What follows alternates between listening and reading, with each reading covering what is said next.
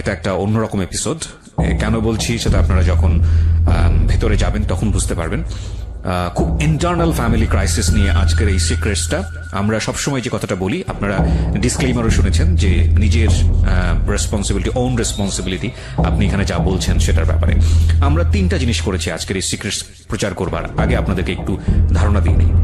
প্রথম যেটা, সেটা হচ্ছে যিনি আজকে এই গল্পটা বলছেন তার নামটা আমরা পরিবর্তন করেছি। আমরা তার অরিজিনাল আইডেন্টিটি এখানে তুলে ধরবো না, তার সামাজিকতার কথা ভেবে। নাম্বার 2, যেটা যে ভয়েসে আপনি তাকে শুনতে পাচ্ছেন সেই ভয়েসটি অরিজিনাল ভয়েস নয়। সুতরাং এই ভয়েসটি যদি অন্য কারোর সঙ্গে মিলে গিয়ে থাকে তাহলে আমরা আন্তরিকভাবেই দুঃখিত। তাকে আপনারা কোনোভাবেই সন্দেহ করবেন না, কারণ ভয়েসটি আমরা এখানে চেঞ্জ করেছি। তৃতীয়ত, যে গল্পটি এখানে তুলে ধরা হচ্ছে সেটা খুবই ইউনিক এবং এক্সেপশনাল গল্প। আমরা এই ধরনের গল্প সাধারণত খুব একটা শুনি না, আমাদের সমাজে নিশ্চয়ই ঘটে, কিন্তু সেভাবে হাইলাইট হয় না। আমরা গল্পের অন্যরকম একটা অ্যাঙ্গেল থেকে আজকের এই সিক্রেটসটা এখানে উপস্থাপন করার চেষ্টা করছি। তবে অবশ্যই খেয়াল রাখতে হবে যে এটা কোনো সার্বজনীন চিত্র নয়। ঠিক আছে, আমরা শুরু করছি আমাদের সিক্রেটস। ওকে, আমি তোমাকে তুমি করেই বলবো। কেন বলবো সেটা আমাদের গেস্ট যারা আছেন তারা হয়তো বা মানে যারা লিসনার আছেন তারা শুনলেই বুঝতে পারবেন। ইউ আর 18 রাইট নাও, মুখে বলতে হবে। তোমার বয়স এখন 18 বছর। কবে হয়েছে? আমার 18 হয়েছে গত জুলাই মাসের 10 তারিখে। গত জুলাই মাসের 10 তারিখে। সো 18 বছর মানে ধরে নেওয়া হচ্ছে যে শি ইজ অ্যাডাল্ট এবং তার বিচার বুদ্ধি করার ক্ষমতা আছে, এবং সেই জায়গাটা থেকে সে সমাজের অনেক রিয়েলিটিকেই ফেস করতে পারে। তোমার নাম কি? আমার নাম সুভা আক্তার। সুভা আক্তার, এবং এটা তোমার অরিজিনাল নাম না, আমরা শুরু দিয়ে বলে নিয়েছি। এটা এই কারণেই বলছি যে সুভা এবং ওর ভয়েস, এই দুটো যদি অন্য কারোর সঙ্গে মিলে যায় সেটা অবশ্যই আমি বারবার বলবো যে this is not real thing, কারণ আজকের স্টোরিটা অনেক সেন্সিটিভ এবং এই দুটোই এখানে পরিবর্তন করা হয়েছে। জন্ম জেলা কোথায় তোমার? আমার ঢাকাতেই। ঢাকাতেই তুমি জন্ম হয়েছো, এখানেই বড় হয়েছে? হ্যাঁ। ওকে, ঠিক আছে, শুরু করো। তুমি কেন ফিল করলা, তার আগে বলো তো, আমি তোমার স্টোরিটা কিছুটা জানি। কেন ফিল করলা যে এই ধরনের গল্প তুমি সিক্রেটসে এসে বলবা? আমি এই কারণে বলতে চাচ্ছি যে আমাদের সমাজে এমন অনেক মেয়ে আছে যাদের পরিবারে এরকম অনেক ঘটনা ঘটছে, কিন্তু সবাই কিন্তু বলতে পারছে না। আবার অনেক সময় আবার অনেক সময় হচ্ছে যে অনেকে জিনিসগুলো ফেস করে মেনে নিচ্ছে, আবার অনেকে খারাপ পথ বেছে নিচ্ছে। সো তার চেয়ে যদি কেউ আমার কথাটা শুনে নিজের বুদ্ধি খাটিয়ে যদি কোনো ভালো কিছু করে, অন্তত তার জীবনে কিছু পরিবর্তন আসতে পারে। সো তুমি এই পার্সপেক্টিভ থেকে এটা বলছো। এখানে একটা বিষয় অবশ্যই খেয়াল রাখবেন প্রিয় শ্রোতা, ও যে বিষয়টা নিয়ে আজকে এখানে এক্সপ্লোর করতে যাচ্ছে এটা অত্যন্ত সাহসী একটা পদক্ষেপ আমি বলবো, কিন্তু এটা থেকে আসলে বের হওয়ার জন্য কোনো রিমেডি আছে কিনা সেটা আমরা পুরো স্টোরিটা শোনার পরে সবাই মিলে ডিসকাস করতে পারি। চলো শুরু করো একেবারে ছোটবেলা থেকে, যেখান থেকে তুমি বলতেছি। আমরা ব্যাকগ্রাউন্ডে থাকবো প্রথমে। আমার আজকে 18 বছর বয়স। আমি ছোটবেলা থেকে বড় হয়েছি ঢাকাতেই। আমার জন্ম হবার 3 মাস পর আমার বাবা বাইরে চলে যায়। জি। তুমি কি বড় সন্তান? হ্যাঁ, আমি আমার ফ্যামিলির বড়। কয় ভাই বোন তোমরা? আমরা 3 ভাই বোন, আমি সবার বড়। আমার ছোট 2 ভাই আছে। ওকে। তো বাবা চলে যায়, তো তখন আমি অবশ্যই ছোট ছিলাম। আমার মুখে যতটুকু শোনা যে আমি বাবা আর মায়ের দিক থেকে খুব সেন্সিটিভ ছিলাম। আমার বাবার একটা ছবি ছিল বাসায়, আমি আমার বাবার ছবি ছাড়া কাউকে বাবা বলতাম না। ওকে। এমনকি আমার চাচা ছিল, কাকা ছিল, তারাও অনেক সময় চেষ্টা করতো তাদেরকে বাবা বলানোর জন্য, কিন্তু আমি কখনোই বলতাম না। আমার বাবার ছবি দেখেই বলতাম যে উনি আমার বাবা। অ্যান্ড 3 বছর পর যখন আমার বাবা বাইরে থেকে আসে, সৌদি আরবে ছিল, যখন আসে তখন আমার বাবার গাল ভর্তি দাড়ি ছিল। অ্যান্ড 3 বছর আগে সে যেমন ছিল বা আমার ছবিতে যেরকম ছিল সেরকমটা ছিল না। দেন আমার মা আমার বাবাকে পরিচয় করে দেয় যে আমার বাবা উনি। তো স্বাভাবিক আমরা মায়ের মুখে শুনেই জানি যে ইনি আমার বাবা, বা আমাদের সাথে যাদের পরিচয় করে দেবে তারাই তাদেরই আমার পরিচয় ভাবে চিনি। তো আমি আমার বাবার ছবি দেখে তার সাথে যখন ফেস মিলাই, দেন আমার কাছে ভালো লাগে না, অ্যান্ড ফেস মিল ছিল না, অ্যান্ড ছোট ছিলাম বুঝিনি, অ্যান্ড আমি তাকে বাবা বলে মেনে নিইনি। শুধু তাই নয়, আমি কখনো তাকে বাবা বলে ডাকতামও না। দেন ধীরে ধীরে যখন আস্তে আস্তে বড় হতে লাগলাম, তখন তার ফেসের সাথে বুঝতে লাগলাম যে না, উনি আমার বাবা। দেন মেনে নিয়েছি। অ্যান্ড আমাদের ফ্যামিলিটা খুব ভালোই ছিল। আমি আমার ফ্যামিলির ব্যাপারে কখনোই কোনো কিছু জানতাম না, অ্যান্ড আমি এই ব্যাপারে কখনো কোনো কিছু জানার চেষ্টাও করতাম না। আমার এই ব্যাপারে কোনো আগ্রহ ছিল না, কজ ফ্যামিলিতে সবাই একজন আরেকজনের দায়িত্বে থাকে, কিন্তু তবুও কিন্তু একটা ব্যক্তিগত ব্যাপার বলতে কিছু থাকে। দেন আমাকে ছোটবেলা থেকে আমি মানে প্লে নার্সারি কেজি এগুলো আমি আমাদের এলাকার একটি স্কুলে পড়েছি। দেন পরবর্তীতে আমাকে আমার এলাকার বা ডালতন নার্সারি স্কুলে ভর্তি করানো হয়েছে। আমি ওখানে পড়াশোনা কন্টিনিউ চালিয়েছি। যখন আমার যখন আমি 7 উঠি, স্বাভাবিক মানে বয়সের খাতিরে মানুষ কিন্তু ভুল করে। তো আমার আব্বু আম্মু আমার সাথে খুব খারাপ আচরণ করে। খারাপ আচরণ করে বলতে কি? খারাপ আচরণ বলতে আমার গায়ে হাত তুলে। কি ছিল ঘটনা? কেন গায়ে হাত তুলে? রিজনটা ছিল যে আমি কেন রিলেশন করছি। কি মানে রিলেশনটা তুমি পড়লে কিভাবে? কি হয়েছে? পড়েছি, আমাকে প্রপোজ করে। ক্লাস 7 এ থাকতে কি প্রপোজ করে? থাকতে আমার পাশের বাড়িতে ছিল একজন মানে ভাড়া থাকতো। তো সে আমাকে যখন প্রপোজ করে, তো আবেগের বশে তাকে আমি যখন একসেপ্ট করি, আমাদের রিলেশনে যখন 14 দিন, তখন ফ্যামিলি জানতে পারে। একটু থামাচ্ছি আমি। সেটা হচ্ছে যে পাশের বাড়িতে যে ছিল, ও কোন ক্লাসে পড়তো? পড়াশোনা করতো না। ও কি তোমার চেয়ে বয়সে অনেক বড় ছিল? হ্যাঁ, বড় ছিল বয়সে। পড়াশোনা 2-3 বছর আগে ছেড়ে দিয়েছে। আচ্ছা। এন্ড জব করতো। তোমার চেয়ে বয়সে অনেক বেশি বড় ছিল। আচ্ছা, সে তোমাকে প্রপোজ করে? হ্যাঁ। আচ্ছা। তো যখন আমি একসেপ্ট করি, আব্বু আম্মু আমাকে তেমন কিছু বলেনি। জাস্ট তোমার আব্বু আম্মু জানলো কিভাবে বিষয়টা? আব্বু আম্মু জানতে পেরেছে আমি আব্বুর ফোন দিয়ে কথা বলছিলাম। আচ্ছা। দেন আব্বুর ফোনে নাম্বারটা ছিল, এন্ড রাতের বেলা সে যাচ্ছিল যে আমার সাথে দেখা করবে। আচ্ছা। এন্ড আমার মনে খুব ভয় ছিল, তো আমি ফোনটা সাইলেন্ট করে আমার বালিশের নিচে রেখে ঘুমিয়ে পড়েছিলাম। দেন হঠাৎ করে আব্বু ঘুম থেকে উঠে দেখে যে বাইরের লাইট জ্বলছে, এন্ড আব্বুর ফোন কাছে নেই। যখন সে আমার বালিশের নিচে ফোনটা দেখে, রিসিভ করে ফোন, তো আমি ওখান থেকে, আব্বু কোনো কথা বলে না, কিন্তু অপর সাইড থেকে কথা আসে যে তুমি আমার সাথে দেখা করবে, আর তা নাহলে তোমার সাথে আমার ব্রেকআপ। ওকে, এই ধরনের কথা আসে? হ্যাঁ। তো পরে এই কথাটা শোনার পর আব্বু খুব রেগে যায়, এন্ড আমাকে ওই দিন খুব মারে। এন্ড আমার পড়াশোনাও অফ করে দিতে চেয়েছিল, কিন্তু আম্মু কোনোভাবে হয়তো বা আমার পড়াশোনা। বাবা এর আগে কি তোমার কখনো গায়ে হাত তুলেছে? না, ওই ফার্স্ট টাইম। তোমাকে কিভাবে বাবা এগুলো খেয়াল করবেন? কারণ this is a very important thing. বাবা তোমার কাছে অনেক প্রিয় এবং অনেক রেসপেক্টেড একটা জায়গায় ছিল কি? ওকে, সো তোমাকে বাবা ওই ঘটনা জানার পরে তোমাকে বাবা কি করেছে? আমাকে প্রথমে 2-3টা থাপ্পড় মারে। জিজ্ঞেস করেনি যে কি হয়েছে ঘটনাটা? আমাকে জিজ্ঞেস করেছিল, দেন আমাকে বলার কোনো স্কোপ দেয়নি। আমি কিছু বলার আগে উনি আমাকে মারতে শুরু করে। এন্ড তোমার ওই সময় ফিলটা কি ছিল যে যখন এরকম একটা ঘটনা, তোমার ক্লাস 7 এ বয়স খুব বেশি হলে 12 থেকে 13, তোমার বাবা এটা জেনে গেছে এবং তুমি তো নিজে থেকেই ভয় পাওয়ার কথা? হ্যাঁ, আমি খুব ভয় পেয়ে গিয়েছিলাম। এন্ড আমি বলছিলাম যে আব্বু আমার কথাটা শোনো, আমি সরি যে আমি ভুল করছি, অন্তত আমার কথাটা শোনো। তারপর তার একটাই কথা ছিল, কেন তুমি ফোন ধরবা আর কেন বা তুমি কথা বলবা? ওকে। এন্ড যে ঘরে যে মাটি খোঁড়ার জন্য সাপল গুলো থাকে, আমরা যেগুলোকে বলে থাকি, তো আব্বু আমাকে ওটাতে অনেকক্ষণ মারে, এন্ড আমার হাত পা কেটে যায়। তো শাবল দিয়ে মারে তোমাকে? হ্যাঁ। আর ওটা মানে রড জাতীয় ছিল, যার কারণে হাত পা কেটে গিয়েছিল। দেন পরবর্তীতে আম্মু জিনিসটা হয়তোবা তার কাছে খুব খারাপ লেগেছিল, তো এই কারণে আম্মু পরে আব্বুকে আটকায়, পরে আমাকে আর কিছু বলে না। দেন তারপর থেকে আব্বুর সাথে আমার কথা বলা সবকিছু কমে যায়। কজ আমার একটা জিনিসই মানে মনে হচ্ছিল যে আমার কথাটা কেন সে শুনলো না। মানে ভয় কাজ করে নাকি রাগ কাজ করে? ভয় রাগ দুটোই। ওকে। তারপরে দেন পরবর্তীতে আমার লাইফে আর তেমন কোনো ঘটনা ঘটেনি। ক্লাস 8 আমি জিএসসি পরীক্ষা দেওয়ার পর ওই ছেলেটার সঙ্গে সম্পর্ক কি হলো? ওই ছেলের সাথে পরে ব্রেকআপ হয়েছে। ব্রেকআপ কি তোমার থেকে হয়েছে নাকি তোমার আব্বু গিয়ে কোনো স্টেপ নিয়েছে ছেলেটাকে? আব্বু গিয়ে স্টেপ নিয়েছিল বলতে, আমাকে তারপর প্রতিদিনে আব্বু স্কুলে দিয়ে আসতো, নিয়ে আসতো।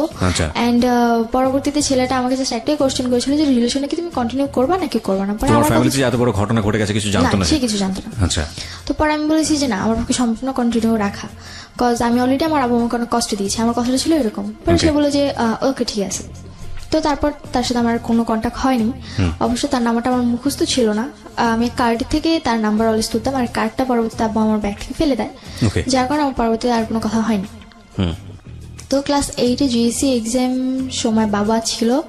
দেন জিএসসি এক্সাম শেষ ডিসেম্বর 1 তারিখে বাবা কাতার চলে যায়। আচ্ছা। এন্ড তারপরে আব্বু যে আবার 1 মাস পর আম্মু আমার হাতে একটা ফোন ধরিয়ে দেয়।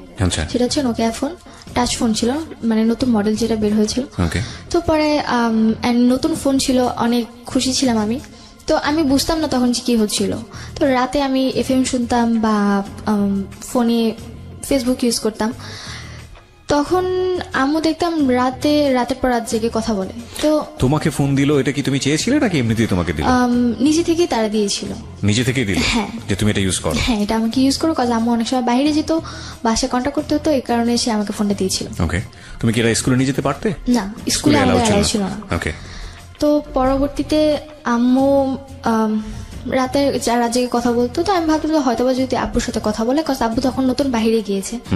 তো পরবর্তীতে জানতে পারলাম যে আব্বুর ফোন ছিল না, বাইরে যখন যায় তখন তার কাছে ফোন ছিল না, এন্ড সে আরেকজনের ফোন নিয়ে আম্মুর সাথে 2-1 মিনিট করে কথা বলতো। তো পরবর্তীতে আমি আম্মুকে কোশ্চেন করলাম যে তুমি কার সাথে কথা বলো। পরে আম্মু বললো যে আমার এক রিলেটিভের সাথে কথা বলি। আর কথাটা হচ্ছে যে আম্মুর বিয়ের আগে, আম্মুর বিয়ে হয়েছিল 18 বছর, আই মিন এসএসসি এক্সামের আগে। তো তার আগে তার একটা রিলেশন ছিল। দেন রিলেশন ছিল, সে তাকে খুব লাভ করতেন, তাদের মধ্যে খুব ঘনিষ্ঠ সম্পর্ক ছিল। এন্ড যখন আম্মুর ফ্যামিলিটা জানতে পারে, আমাকে একটা বিয়ে দিয়ে দেয়। সেটাই তোমার বাবা ছিল না, সে ছিল একটা স্কুল মাস্টার ছিল। তার সাথে যখন আমার মায়ের বিয়ে দেয়, তারপর 6 মাস সংসার হয়। দেন আম্মু নাকি তার সাথে সংসার করতে চায়নি, যার কারণে সেখান থেকে আম্মু চলে আসে। পরবর্তীতে তাদের ডিভোর্স করিয়ে দেওয়া হয়। এন্ড তার 3 মাস পর আমার আব্বুর সাথে বিয়ে হয়। এটা কি তোমার আব্বু আম্মু কি এটা কি অ্যারেঞ্জ ম্যারেজ ছিল নাকি ফ্যামিলি ম্যারেজ ছিল? দুপক্ষ থেকে অ্যারেঞ্জ ছিল। ওকে।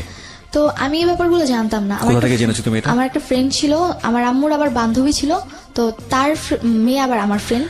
এখানে একটু মাফ করবেন প্রিয় শ্রোতা, আজকে আমি প্রচুর ইন্টারাপ্ট করবো। সাধারণত আমি গল্পে কখনো ইন্টারাপ্ট করি না, মানে সচেতন ভাবেই পুরো গল্পটা শুনে যাই এবং লাস্টে গিয়ে কথা বলি। কিন্তু আজকে ইন্টারাপ্ট করার বিশেষ কারণ আছে, কারণ আমি চাই গল্পের ভেতরটা, ব্যাকগ্রাউন্ডটা খুব চমৎকারভাবে উঠে আসুক। নইলে সামনে আমরা যে সিচুয়েশনটা ফেস করতে যাচ্ছি সেটার অনেক প্রশ্নের উত্তরই মিলবে না। কজ আমরা যে ব্যাকগ্রাউন্ডটা আপনারা আছেন, এই ব্যাকগ্রাউন্ডটা খুব ভালো করে শুনবেন, প্রত্যেকটা বিষয় খুব ভালো করে শুনবেন। অলরেডি আমরা 2টো ঘটনার মুখোমুখি হয়েছি। নাম্বার 1, সেটা হচ্ছে ক্লাস 7-এ থাকতে ওকে যেভাবে এই একটা ঘটনার প্রেক্ষাপট ওকে যেভাবে টর্চার করা হলো, সেটাও খুব ভালোভাবে নিতে পারেনি, যদিও বিষয়টা পরবর্তীতে মিনিমাইজ হয়ে গেছে, কিন্তু সাবসিকুয়েন্ট মাইন্ডে বিষয়টা থাকার কথা। 2 নাম্বার হচ্ছে হলো ও ফোন না চাইতে ওকে ফোন দেওয়া হয়েছে, যেটা ওর ভাষ্য। আর আরেকটি বিষয় খেয়াল রাখবেন, এখানে ও যেটা বলছে সেটাই যে স্পষ্টভাবে সবকিছু সত্য সেটা নয়, তবে সেটাকে বিশ্বাসযোগ্য জায়গায় নিয়ে যাওয়ার জন্যই আমাদের এত বেশি প্রশ্ন। হ্যাঁ, তো এই বিষয়টা তুমি কবে জেনেছো? জেনেছি আমার বাবা যাওয়ার 1 মাস কি 1.5 মাস পর। 1 মাস কি 1.5 মাস পর জানার পরে তুমি তোমার মাকে জিজ্ঞেস করেছো? আচ্ছা। তো আমি যখন আমার ফ্রেন্ডের আম্মুর মুখ থেকে কথাটা শুনি, আমি মানে অবাক হয়ে যাই যে how is that possible. And আমি ছোটবেলা থেকেই বিয়ে করা বা একজনের সাথে ফিজিক্যাল করা বা আরেকজনের সাথে করা, এই জিনিসগুলো আমার খুব অপছন্দনীয় ছিল। আমি এগুলো কখনোই পছন্দ করতাম না।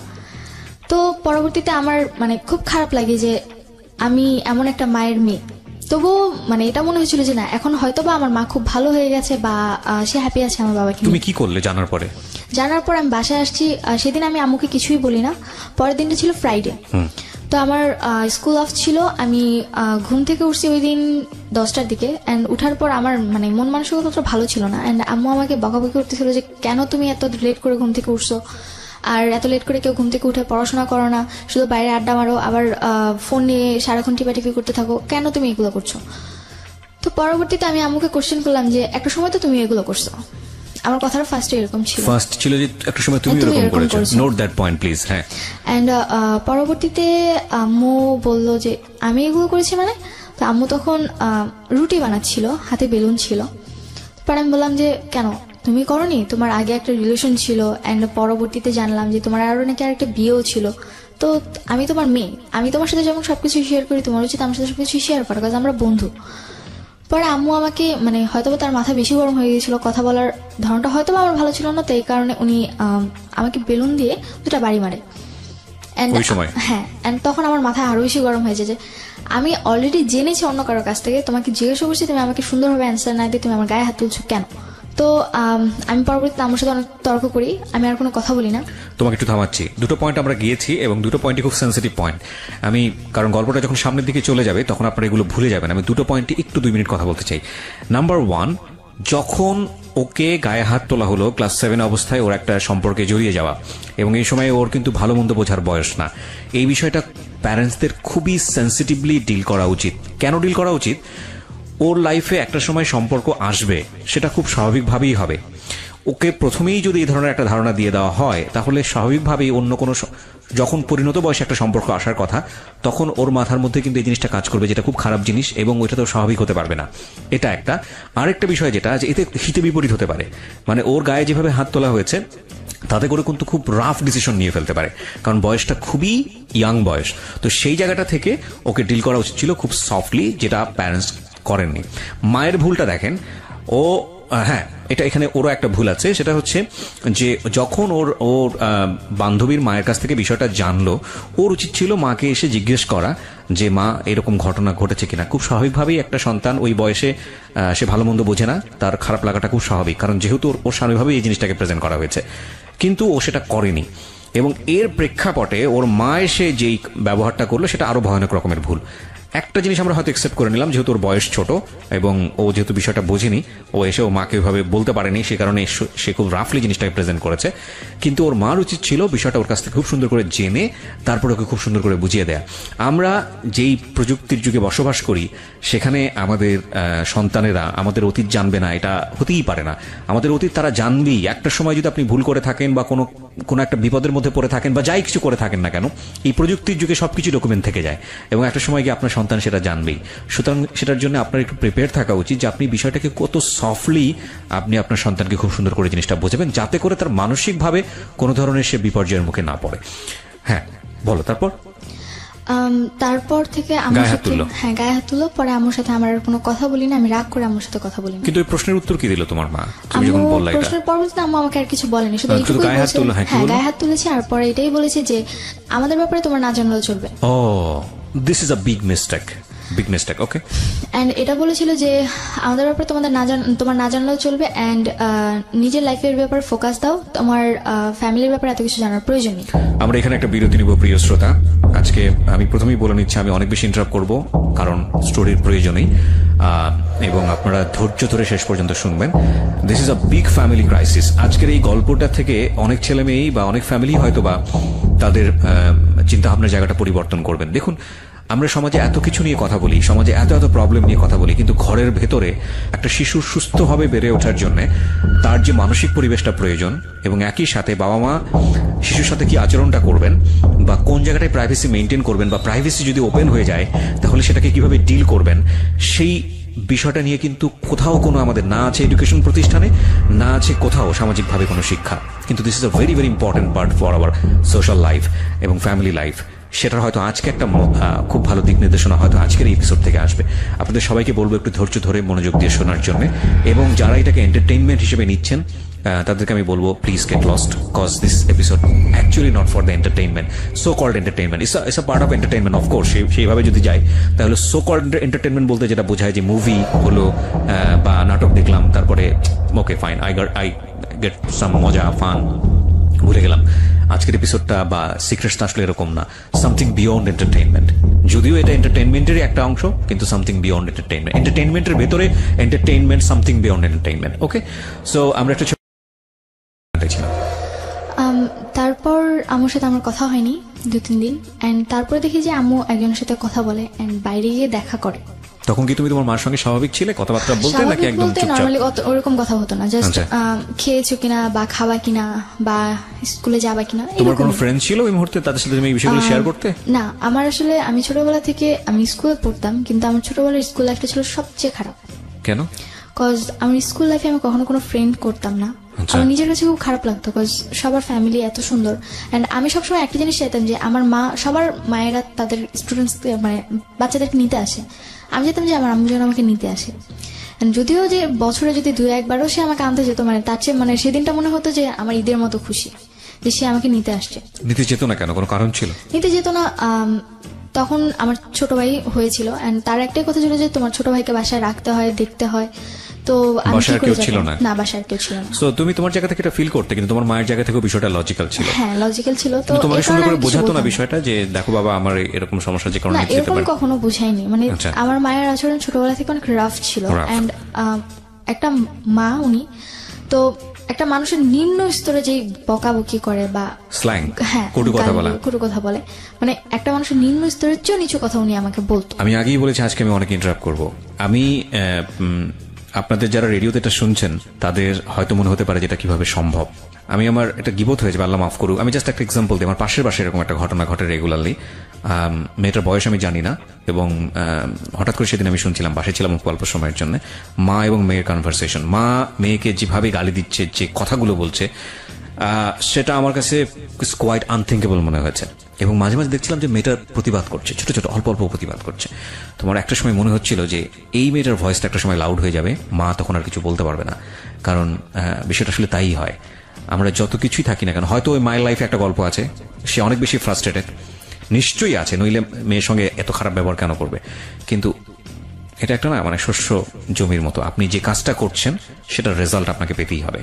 এবং আপনি একজনের উপর ফ্রাস্ট্রেটেড হয়ে যদি আপনি আপনার সন্তানের সাথে খারাপ ব্যবহার করেন, আপনার সন্তান এটা কড়াই গন্ডায় আপনাকে দিয়ে দিবে, ব্যাগ দিয়ে দিবে। যাই হোক, বলেন তারপর। তো আমার সাথে প্রচুর খারাপ ব্যবহার করতো, উঠতে বসতে খেতে বসলে অনেক খারাপ আচরণ করতো। অ্যান্ড মানে মাঝে মধ্যে নিজের কাছে এটা মনে হতো যে আল্লাহ কেন আমাকে বাঁচিয়ে রাখছে, বা আমি কেন মরে যাই না। ওকে। তো এক পর্যায়ে সুইসাইড অ্যাটেম্পের চিন্তা করলাম, যে ক্লাস 7 এর থাকতেই, তখন আমি ক্লাস 9-এ মানে প্রথম দিকে ভর্তি হয়েছি। ওকে। তো ইচ্ছে করছিল যে বেঁচে থাকার চেয়ে মরে যাওয়াটা হয়তো আমার কাছে অনেক বেশি বেটার। তো আমার আম্মুর সাথে একটা ছেলের মানে নর্মালি কথা হতো, আমি শুধু জানতাম, কখনো দেখিনি। তো হঠাৎ একদিন রোজার মাস, তখন আমার বাসায় আসছে সে। তো তখন আমার বাসায় তাকে দেখে আমি অবাক যে কে এই লোকটা। অ্যান্ড সে দেখতে নর্মালি সুন্দর ছিল, তো আমার ভালো লাগে, কিন্তু আমি কখনো তাকে কথা বলতাম না। অ্যান্ড পরবর্তীতে যখন দেখলাম যে রাতের পর রাত আম্মু তার সাথে কথা বলতেছে, আমার নিজের কাছে তার প্রতি একটা ঘৃণা জন্ম নিল যে মানে একটা বিবাহিত মহিলা তার সাথে কি করে সে এত রাত জেগে কথা বলে। আর সে জায়গায় কিনা সে অনার্স 3rd ইয়ারে পড়ছে, একটা ছেলে। নিজের কাছে খুব খারাপ লাগতো। আমি তাকে মাকে জিজ্ঞেস করলাম যে ছেলেটা বাসায় আসলে ছেলেটাকে, সে ছিল পরে বললো যে আমাকে পরিচয় করিয়ে দিল যে আমি তাকে আমার ভাই বলে জানি, তোমার মামা। তোমার মামা? হ্যাঁ, আমার মামা। পরে আমি বললাম যে আচ্ছা ঠিক আছে। তো আমি কখনো তার সাথে কথা বলতাম না, আমি পছন্দই করতাম না তাকে, কোনোভাবেই পছন্দ করতাম না, আমার বিরক্ত লাগতো তাকে দেখলে। তো সে যদি বাসায় আসতো আমি বের হয়ে যেতাম, বা সে যদি ঘরে থাকতো আমি অন্য রুমে গিয়ে বসে থাকতাম, কখনো তার সাথে কথা বলতাম। বাট তোমার তো উল্টো আচরণ হওয়া উচিত, যে একটা যাকে তুমি পছন্দ করছো না এবং তুমি গেস করছো যে তার মা, তোমার মা ছেলেটার সঙ্গে কথাবার্তা বলছে, তো তুমি তাকে কেন স্পেস দিচ্ছ? তুমি তো তোমার মায়ের রুমেই বসে থাকা উচিত ছিল। বসে থাকার বলতে আমার ভালো লাগতো না তাদের কথা শুনতে, আর তারা যেরকম কথা বলতো আমার পছন্দ হতো না, বিরক্ত লাগতো। তোমার সামনে এটা করতো? হ্যাঁ, আমার সামনে করতো। পরবর্তীতে চলে যেতাম, মানে তারা একসাথে বসে কথা বলতো, আবার ছেলেটা আমার হাত ধরতো, এগুলো আমার পছন্দ ছিল। তোমার সামনে এটা করতো? হ্যাঁ, আমার সামনে এটা করতো। তোমাকে অ্যাভয়েড করতো? তুমি এগুলো পছন্দ করতে? অ্যাভয়েড বলতে যখন একটু বেশি মানে গভীর হয়ে যেত তখন আমাকে বলতো যে একটু বাইরে যাও, দেখো তোমার ভাই কোথায় আছে। ছি ছি ছি ছি। তো পরবর্তীতে এর মধ্যে আমার ছোট ভাই জন্ম নেয়, একদম ছোট। থামাচ্ছি, সরি। সেটা হচ্ছে যে যখন এই জিনিসটা হতো তুমি তো একটা গেস করতে যেটা this is a bad thing. তো ওই সময়টাতে তুমি এগুলো কি করতে? তোমার ভেতরের ইমপ্রেশনটা কি হতো? খারাপ লাগতো, ইচ্ছে করতে যে হয় ওকে মেরে ফেলে, মানে আমার মাকে মেরে ফেলে, আর তা নয় নিজে মরে যায়। মানে এতটা খারাপ লাগতো, মানে খুব গিল্টি ফিল হতো নিজের মধ্যে। তো এর মধ্যে মানে যখন এই জিনিসগুলো দেখতাম, তার মধ্যে হঠাৎ করে একদিন রাতে দেখি যে আমার বাসায় কেউ একজন আসছে। আমি আমার রুমে শুয়েছিলাম, আমার বাসায় কেউ একজন আসছে। তো তুমি তোমার মাকে বলতে যে মা এগুলো আমার ভালো লাগছে না? হ্যাঁ, আমরা বলতাম মাঝে মধ্যে যে আম্মু এগুলো কেন করো। তো আম্মু বলতো যে কি করি, কিছুই তো করি না, জাস্ট নর্মালি কথা বলি, মানে তার কথাটা উড়াই দিত। তুমি তোমার মাকে বলতে পারছো মা কেন আসবে উনি বাসাতে? হ্যাঁ, আমি বলতাম। পরে বলতো যে আসে ভাই, আমার কথা বলতে আসে, মাঝে মধ্যে দেখো না খাবার টাবার নিয়ে আসে, ওনার পছন্দ, এই কারণে আসে, এছাড়া আর কিছু বলতো না। তোমার যে ভালো লাগে না এটা বিষয়টা আমি বলেছি তাকে, তার কথা একটা, তোমার ভালো লাগলে কে, সে তোমার কাছে আসে না, তুমি কেন এটা মানে কেয়ার করতেছো, তার কথাটা ছিল এরকম। আমি কেন কেয়ার করতেছি, সে তো আমার কাছে আসতেছে না, আসতেছে তার কাছে, তার ভালো লাগছে। তোমাদের বাসাটার আশেপাশে কোনো লোকজন ছিল না? আসলে আমাদের বাসার আশেপাশে যে লোকজন ছিল মানে তারা তাদের মতো বিজি। পাশে একজন হিন্দুদের ফ্যামিলি আছে, ফ্ল্যাট এটা। হ্যাঁ, তো সে তার মতো থাকতো, আর আমাদের ডান পাশে যারা থাকতো তারাও তাদের মতো বিজি থাকতো, মানে তাদের আচরণটা অনেক খারাপ ছিল, যার কারণে তাদের সাথে কেউ মিশতে পারতো না। মানে এই বিষয়টা কিরকম ছিল যে তোমাদের সঙ্গে তাদের কোনো সম্পর্ক ছিল না? সম্পর্ক ছিল না। ওকে। আর আমাদের আশেপাশে যারাই আসছিল নতুন নতুন আসছিল, তো নতুন নতুন তাদের। তোমার সঙ্গে তোমার বাবার সম্পর্ক কেমন ছিল? প্রথমে খুব ভালো ছিল, এন্ড 7 এর আমি যে সময়ের গল্পে আছে ওই সময় কেমন ছিল? ওই সময় অতটা ভালো ছিল না, মানে সে আমার সাথে কথা বলতো না বেশি। বাবাও তোমার সাথে কথা বলতো না? কথা বলতো না, জাস্ট কেমন আছো, ভালো আছো, শেষ। বাবা তোমার সঙ্গে কথা বলতো না কেন? কথা বলতো না, সে বলতো আমি খারাপ হয়ে গেছি, ঘোরাফেরা করি, ফোন ইউজ করি, ফেসবুক চালাই। আর তাদের, আমার ফ্যামিলির কাছে ফেসবুক ইউটিউব জিনিসটা ছিল সবচেয়ে খারাপ। ফোন তো তারাই দিয়েছে? হ্যাঁ, তারাই দিয়েছে। অ্যান্ড তারা বলতো যে কেন ফোন দিয়েছি, গান শুনো, নর্মালি ফ্রেন্ডসদের সাথে যদি কথা বলা হয় 2-1 মিনিট কথা বলো, আর আমাদের খবর না হলে নিব, তুমি কেন ফেসবুক ইউজ করবে? তাদের কাছে ফেসবুক জিনিসটা খুবই খারাপ। মানে তোমার আব্বুর কোনো আইডি ছিল ফেসবুকে? না, কোনো আইডি ছিল না। ওকে। তারা তোমার কাছ থেকে পাসওয়ার্ড বা তারা ফেসবুক কিভাবে ইউজ করতে হয় এগুলো জানতো? আমি তারা ইউজ করতে পারতো না ফেসবুকটা জিনিসটা, তো এই কারণে তারা আরো বেশি খারাপভাবে হোস্ট করতে জিনিসটা। তো পরবর্তীতে যখন এখানে একটা বিষয় একটু বলি প্রিয় শ্রোতা, যেগুলো ভেরি ইম্পর্টেন্ট বিষয়। সেটা হচ্ছে যদি আপনার সন্তান কখনো এরকম ফেসবুক ইউজ করে, আপনি এটাকে স্টপ করতে পারবেন না। যদি স্টপ করেন তাহলে যেটা হবে যে সে গোপন করে অন্য কিছুই ব্যবহার করে আপনাকে ধরা দেবে না। সো লেট হিম ফ্রি, তাকে ফেসবুক ইউটিউব সে যেটা করছে করতে দিন। আপনার এক্সেস রাখবেন একটা সার্টেন পিরিয়ড পর্যন্ত, লাইক ও বয়প্রাপ্ত হওয়া পর্যন্ত খুব সুন্দর করে বোঝাবেন, বাবা তুমি যেটাই করো না কোনো প্রবলেম নাই, তোমার পাসওয়ার্ডটা আমার কাছে রাখো, তোমার আইডি টাইডি সবকিছু আমার কাছে রাখো, ওকে তুমি তোমার মতো করে করো। আমি যদি কখনো ফিল করি যে তোমার এই আইডিতে বা তোমার আমার এটাতে মনিটর করার প্রয়োজন আছে, তাহলে আমি এটা ঢুকে দেখবো যে তুমি কার সাথে কিভাবে কন্টিনিউ করছো। এটা তোমার সেফটির জন্য প্রয়োজন, বিকজ আমি যেহেতু তোমার চেয়ে অনেক বেশি এক্সপিরিয়েন্স এরিনাতে, আমি চাই না তুমি কোনো ভুল করো। So that is the best way. এরপরে যদি আপনার কোনো বেস্ট ওয়ে জানা থাকে, ইউ ক্যান এক্সারসাইজ দিস। বলেন। তো তারপরে একদিন রাতে দেখলাম যে আমার বাসায় একজন আসছে। তো জিনিসটা আমার কাছে কোনোভাবেই ভালো লাগেনি। তো আমি পরে আমার রুমে যে নক করি, অ্যান্ড নক করার পর মানে আমি যেটা দেখি সেটার জন্য আমি একদম তৈরি ছিলাম না।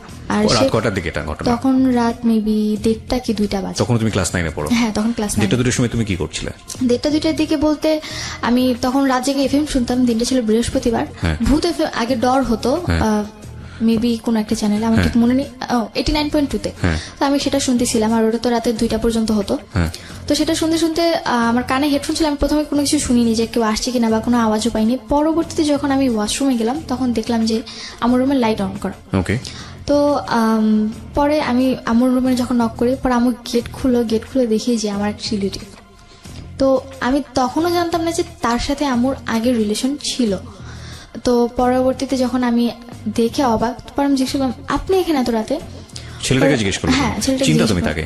হ্যাঁ, চিনতাম, কারণ আমার রিলেটিভ হয়। রিলেটিভ বলতে কি ধরনের? রিলেটিভ বলতে আমার আম্মুর যার সাথে রিলেশন ছিল তাকে আবার আমার এক খালামণি পছন্দ করতো। তো সে আবার আম্মুর সাথে যখন তার একটু ঝগড়া হচ্ছিল, তো সেই ঝগড়ার সময় আমার ওই খালামণি কোনো একভাবে আমার ওই বয়ফ্রেন্ডকে বিয়ে করে ফেলে। ওকে, বাট ওই সময়ে তুমি যাকে দেখলে তাকে তুমি আগে থেকে চিনতে কিনা? হ্যাঁ, আগে থেকে চিনতাম। আগে থেকে কিভাবে চিনতে? বিকজ খালামণির সাথে কয়েকবার আমাদের বাড়িতে আসছে, তো সেভাবে আমি চিনি। খালামণি মানে কি আপন খালামণি ছিল নাকি? আপন না, একটু দূরে। তোমার মায়ের বান্ধবী ছিল? না, আমার আম্মুর খালার মেয়ে। তোমার আম্মুর খালার মেয়ে, সেই মেয়ের হাজবেন্ড হচ্ছে এটা? হ্যাঁ। ওকে, তোমার আম্মুর খালা। তো খালা মানে কি আপন খালা? না, সেটাও দূরের। তো তার সঙ্গে তোমার দেখা হয়েছে, কোথায় দেখা হয়েছে? সেটা দেখা হয়েছিল, আমি এলাকার ভিত্তিকে নর্মাল খালো হিসেবে চিনতাম তাকে। তো পরবর্তীতে যখন আমার বাসায় দেখি তখন তাকে না তুমি আমাকে বলো, কারণ আজকের এই স্টোরিটা খুব সেন্সিটিভ একটা স্টোরি। তুমি ভালো করে গ্রাফ না করতে পারলে অনেকেই বিলিভ করতে পারবে না, এবং সে জায়গা থেকে আমার অনেক প্রশ্ন আছে তোমাকে। তোমার দেখা হয়েছে কোথায় ফার্স্ট তার সাথে? আমার ফার্স্ট দেখা খালামণির সাথে, আমি তাদের বাসায় তাকে দেখছি। খালামণির সাথে তুমি তাদের বাসায় কেন গিয়েছিলে? ছোটবেলা ছিলাম, তার ছেলে ছিল আমার বয়সী, তো তাদের সাথে খেলতাম। তো একদিন গেছি, আমি খালামণির হাজবেন্ডকে কখনোই দেখিনি, বিকজ সে বাইরে ট্যুর দিয়ে জব করতো। তো ওই দিন যখন আসে, তো তার সাথে ছোটবেলা তার সাথে একবার আমার দেখা হয়েছিল। অ্যান্ড উনি একটা কারখানায় জব করতো যেখানে কিনা পেন্সিল তৈরি করতো, অ্যান্ড উনি আমাকে একবার পেন্সিল গিফট করেছিলেন, তারপরেই আমি তাকে চিনি। ওকে, সো এটা কি তোমার বাসার আশেপাশে ছিল? এটা আমার বাসা থেকে কিছু দূরে ছিল। তোমরা যেখানে থাকতে তার 7 মিনিটের রাস্তা। ওকে, ফাইন। তারপর তো দেখার পর আমি অবাক, অ্যান্ড দেখলাম যে তার ড্রেস আপ চেঞ্জ। মানে একটা মানুষ ড্রেস আপ স্বাভাবিক, কারো বাসায় আসলে আমরা যেরকম ড্রেস আপ পরে আসতে দেখি, উনি সেরকম ছিল না। আমার বাবার ড্রেস আপ পরা ছিল। তোমার রুমে, তোমার মায়ের রুমে তোমার বাবার ড্রেস পরা? হ্যাঁ, আই মিন রাতে যা পরে ঘুমায় মানুষ, নাইট ড্রেসটা। ওকে।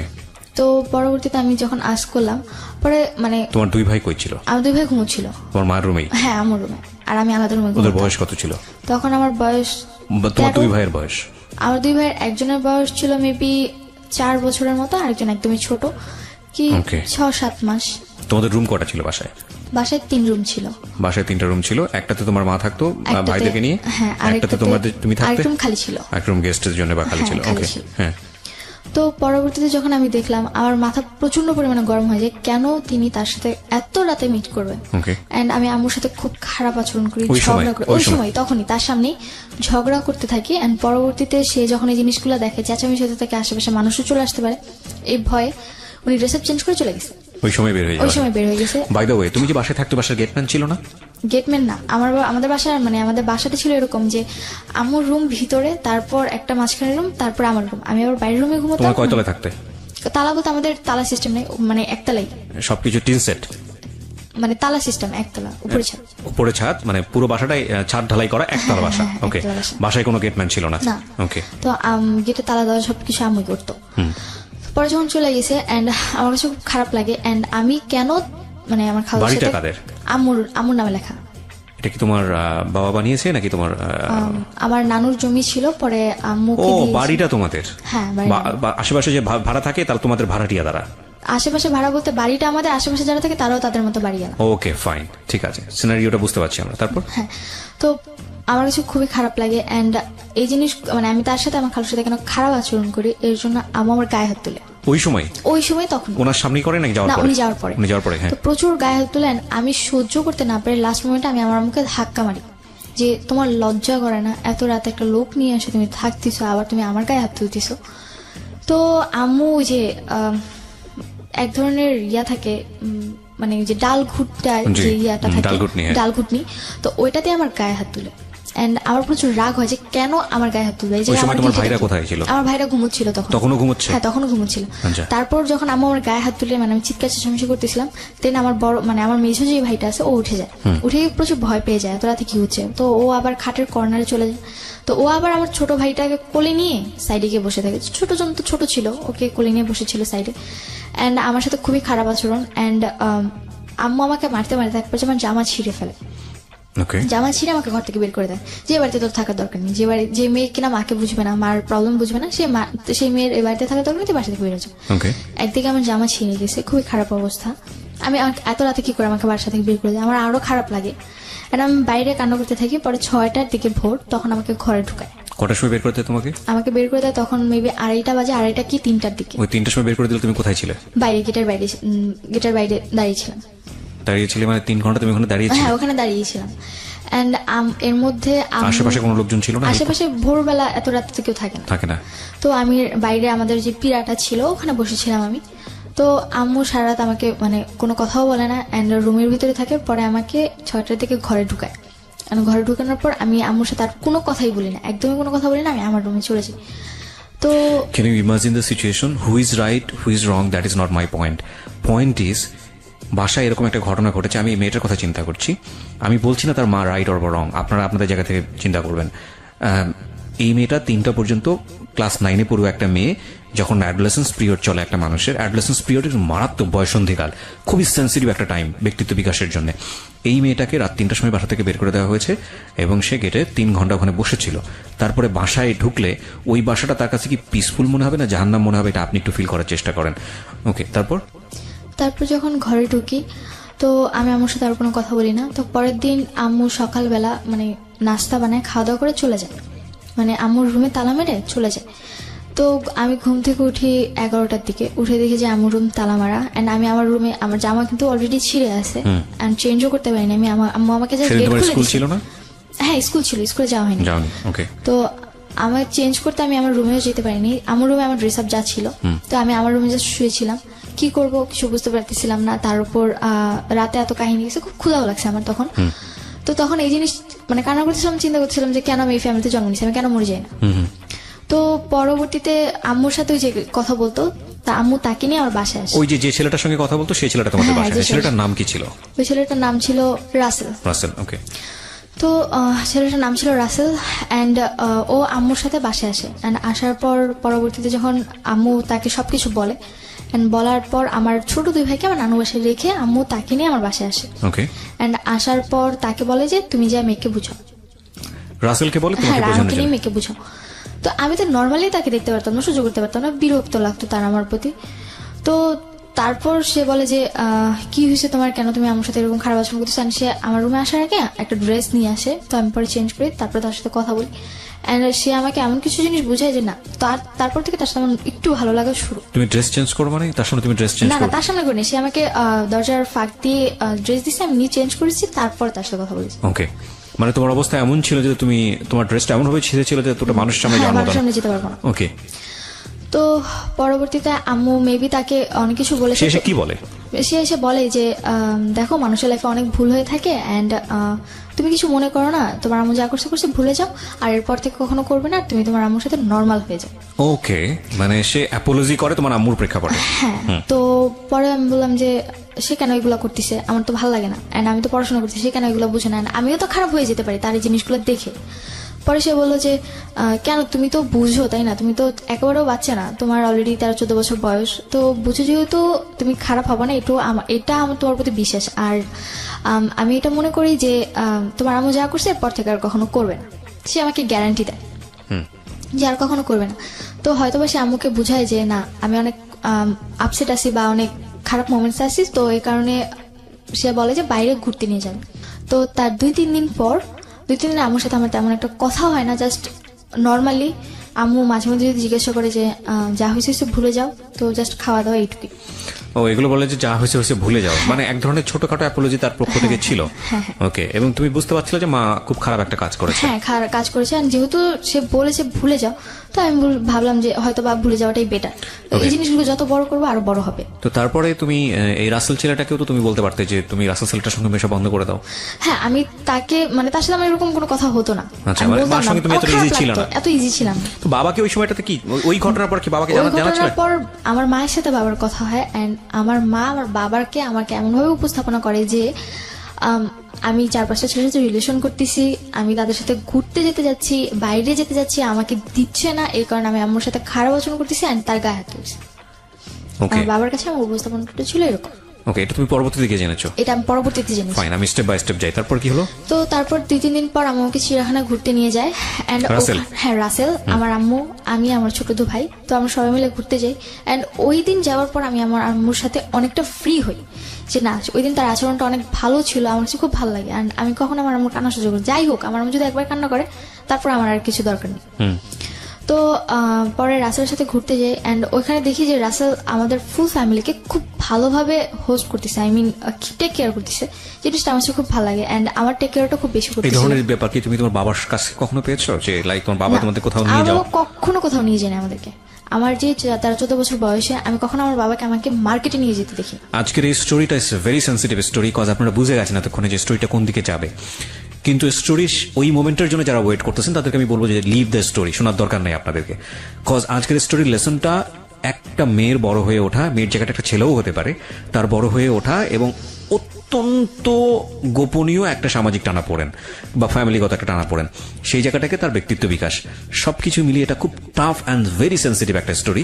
এবং এই জায়গাটা থেকে আপনাদের যদি কিছু নেবার থাকে যে না আমি আমার সন্তানকে কিভাবে বড় করবো, আমার সন্তানের সাথে আমার আচরণটা কি হওয়া উচিত, বা সন্তান হয়ে বাবা মার প্রতি আমার কি পরিমাণ রেসপেক্ট দেখানো উচিত, কোন জায়গাটাতে আমাকে প্রাইভেসি মেনটেন করা উচিত, কোন জায়গাটাকে আমাকে এক্সপ্লোর করা উচিত, তাহলে বলতে পারবো আমাদের সিক্রেটটা সার্থক। আর যারা এন্টারটেনমেন্ট হিসেবে নিচ্ছেন যে না কি হয় কি হয় কি হয় দেখার জন্য, প্লিজ লিভ দ্য স্টোরি। বলো তারপর বাইরে ঘুরতে যাই, তার টেক কেয়ারিংটা আমার কাছে খুব ভালো লাগে, যে সে আমাদের উপর খুব ভালো কেয়ার করে, অ্যান্ড তার আচরণটা আমার কাছে খুব ভালো লাগে। অ্যান্ড তারপরে তার সাথে আমি অনেকটা ফ্রি, মানে রাসেলের সাথে আমি অনেকটা ফ্রি কথাবার্তা বলি। তো তখন এপ্রিল মাস, মানে ভ্যালেন্টাইন ডে, তো না এপ্রিল মাস বৈশাখ, পয়লা বৈশাখ। অ্যান্ড পয়লা বৈশাখে সে আমাকে একটা ফুল কিনে দেয়। অ্যান্ড আমার স্কুলে প্রোগ্রাম ছিল, প্রত্যেক পয়লা বৈশাখে আমার স্কুলে প্রোগ্রাম হয়, তো আমি স্কুলে যাব, অ্যান্ড আমার খোপার জন্য ফুল লাগবে, ফুল ছিল না, তো এই কারণে উনি পরবর্তীতে আমাকে যখন ফুল কিনে দেয় আমার কাছে খুব ভালো লাগে। তোমার মা জানতো? হ্যাঁ, আম্মু বলেই কিনে দিয়েছিল। তো তখন আম্মুর সাথে রাসেলের কন্টিনিউ কথা হচ্ছে, তো তোমাদের বাসায় আসা যাওয়া, হ্যাঁ আসা যাওয়া হচ্ছে। অ্যান্ড আমি প্রাইভেট টাইম পাস করে, হ্যাঁ প্রাইভেট, মানে আমি যখন থাকি না তখন আসে, বা আমি যখন ঘুমোচ্ছি তখন এসে কথা বলে, বা আমি যখন রুমে চলে গেছি তখন তাদের মধ্যে একটু ডিস্টেন্স রাখি, যে হয়তো বুঝতে পেরেছি যে আমার এগুলো পছন্দ না তখন। তো পরবর্তীতে তখন এই সময়টা থেকে তুমি তোমার বাবাকে রাসেল সম্পর্কে বলেছো? যে সময়টা তুমি তখনও বলোনি? তখনও বলিনি। এই প্রাইভেসিটা তুমি মেইনটেইন করেছো কেন? সিক্রেটটা তুমি মেইনটেইন করেছো কেন? এই জিনিসটা আমি মেইনটেইন করেছি কজ আমার বাবার সাথে আমার মাসে 2-3 মাসে একবার কথা হতো। 2-3 মাসে একবার? তাও কেমন আছো, ভালো আছো কিনা, এইটুকুই। তার মানে বুঝুন আপনি যে ওর কি পরিমাণ দূরত্ব ছিল ওর বাবার সাথে এবং ওর মায়ের সাথে। বলেন তারপর পয়লা বৈশাখ গেল, এন্ড পয়লা বৈশাখের পর রাসেল আমাকে প্রপোজ করে।